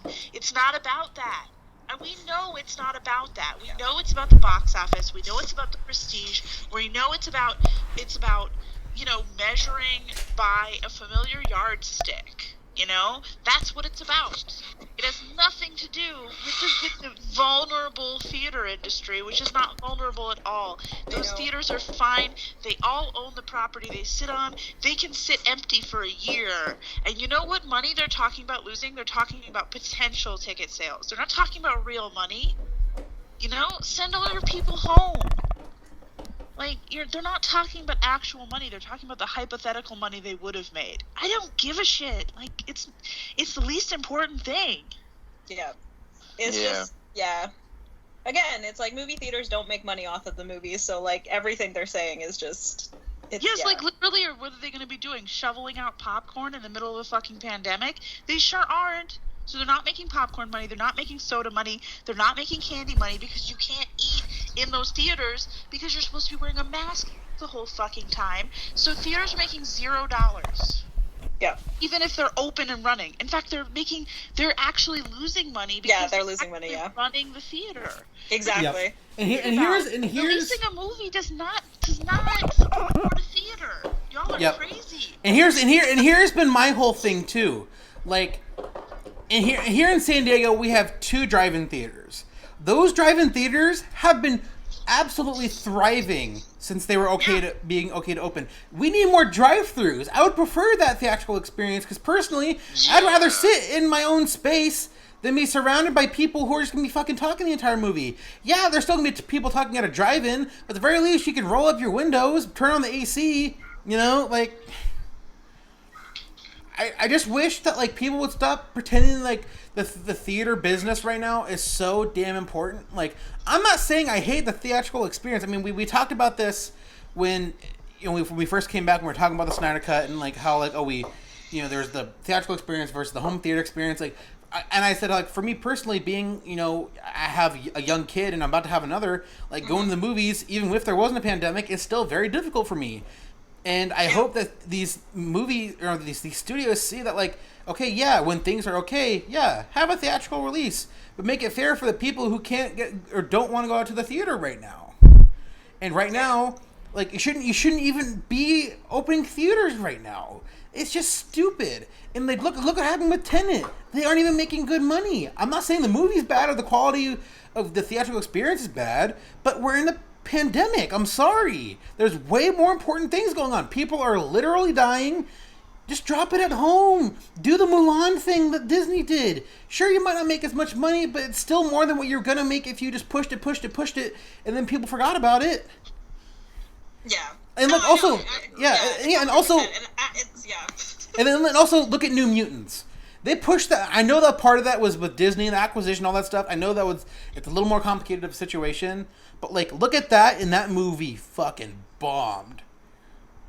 Like, critically... Yeah, but that movie didn't bomb because it was, like, not in movie theaters. It bombed because it was just a bad movie. Well, that's also what I was going to say, too. But I think part of it is, too, that, like, part of the people not seeing it is also because they kept pushing it. It was supposed to come out over, like, 2.5 years ago. Yeah, it was shot, like, ages and ages ago. Yeah, it was shot right after, like, X-Men Apocalypse. It's supposed to be one of those X-Men universe movies, and then Disney got their hands on it, and then they're like, you know, let's push it, and then that happened. So with Wonder Woman, like, I'm glad that they're finally just gonna put it on HBO Max. I think that'll help HBO Max. I think that'll get more people onto that service, so that'll help them at least in that term financially. But these studios just really need to reevaluate just what they should be doing right now, because I mean, like they are just capitalist monsters. I oh don't yeah, know of course. Expect from them, you know. And look, like I'm gonna see Wonder Woman 84. Like, and now that it's gonna be dropping on Christmas, hey, they'll give me and my wife something to do on Christmas Day, which I normally don't do stuff on Christmas Day anyway. So like, yeah, I'm excited for that. But again, just these studios really need to find other ways if they still want to make money. Again, just streaming, like, can be a really beneficial thing right now. Taking advantage of people being home right now. Yeah, streaming is like that's like the biggest right thing, now. right? Yeah, and this is like, and I've said this before too. Like, I love going to the movies. Like, I prefer to go to the movies to watch movies because it's just how I am. But like, I don't give a shit right now. Like, I just don't. Like, I'm like sitting here like, that's not worth it. It's just at all. I'm like, I don't care how empty the theater is. I'm like, it's disgusting. So like, and it's just I have said this a billion times too. Like, I don't care. Like, it's costing theaters more money to keep themselves open, run your like stupid electricity to run those projectors, and like pay people to work there, and then no one's coming. So like, just take it. Your theater is just gonna sit there empty. It's fine. Danielle, the GIF you just shared. I'm not gonna lie, I'm kind of excited. Like, I really lost steam for this movie, and now I'm kind of freaking out. Like, me too. Like, it's like. I'm not saying it's gonna be the best movie ever, but like, being able to watch that on Christmas Day at home, like, kind of makes me excited. You know, like. Yeah. Like, and we can do it safely, and it's beautiful. And Yeah. I don't have to feel like a shitbag for going out. Like, Ironically, this has been like, I think 2020, despite it being shitty, has kind of been like DC's year. Oh yeah. Sorta, more or less. I mean, DC had the most successful superhero film this year. I mean, like, Yeah. a moderate approach. That's the thing, though. It's a moderate approach to making superhero movies that is going to win out in the end. And that's the sad reality the MCU had to deal with this year, is that, like, they can't get the movies out because they're pushing them so hard. And instead of just, like, you know, taking your time, having a measured effort, having some stuff that you could re-release, you know, they don't have a very diverse portfolio, and it's really showing right now because they're just like, oh, well, how do we set up our next tent pole if there's no tent? Like, figure it out. Yeah, so I think it's them doing it on HBO Max. Well, again, I think doing it, I still don't think they should be releasing it in theaters, but doing it on HBO Max, I think it's smart because, again, it'll get people on HBO Max before the Snyder Cut. And I think obviously people who are going to get the Snyder Cut, I feel like most of them have HBO Max by now if they can. Like I haven't gotten it yet until the actual Snyder Cut comes out. Like, I'm just waiting for it. Mm-hmm. And here's the thing. That's the thing. A lot of people are in that boat, and this is really smart. It's a good way to actually draw traffic to this platform in a way that the Snyder Cut will, but like, not yet. Yeah, and I will say though, like, to play devil's advocate for the people who don't care about the Justice League movie or don't care about Snyder Cut or any of that sort of stuff, who loved the first Wonder Woman movie, that'll get them more enticed to go get it, at least that first month, you know? Yeah. So I think this is definitely going to be more of a win than... This is probably one of the best case scenarios they could possibly have, given the circumstances. But I'm curious to see how it pans out for them. I just want to see the movie already. Like, my excitement did dwindle in these last, like, 6-7 months that they've been pushing it. And, like, I know there's already people that are saying, like, oh, they should have just pushed it to the summer. Yeah, it deserves to be a summer movie. Like, it's, you know, who knows if even the theaters are going to be even open next summer. You know, like, great, we might have a vaccine by then, but who knows if even it'll still be safe enough to properly reopen things. And people really need to get out of that, like, oh, we need the theater experience. No, we need to save lives first. That's what we need to do. Literally. It's so basic. So just a little thing. So Emily, if you guys listen, she's been on our podcast. I posted a thing on Twitter responding to the news about Wonder Woman, and I posted that GIF from Titanic that says, it's been 84 years, and then Emily was like, it's been Wonder Woman 84 years. Wow. It's so appropriate that it's like an 84 years. I know. But in general, like, 1984 is like the one year in the 80s that everyone seems to be obsessed with. Yeah, it's just Material Girl came out in 1984. Okay, like. But yeah, no, I didn't exist, so.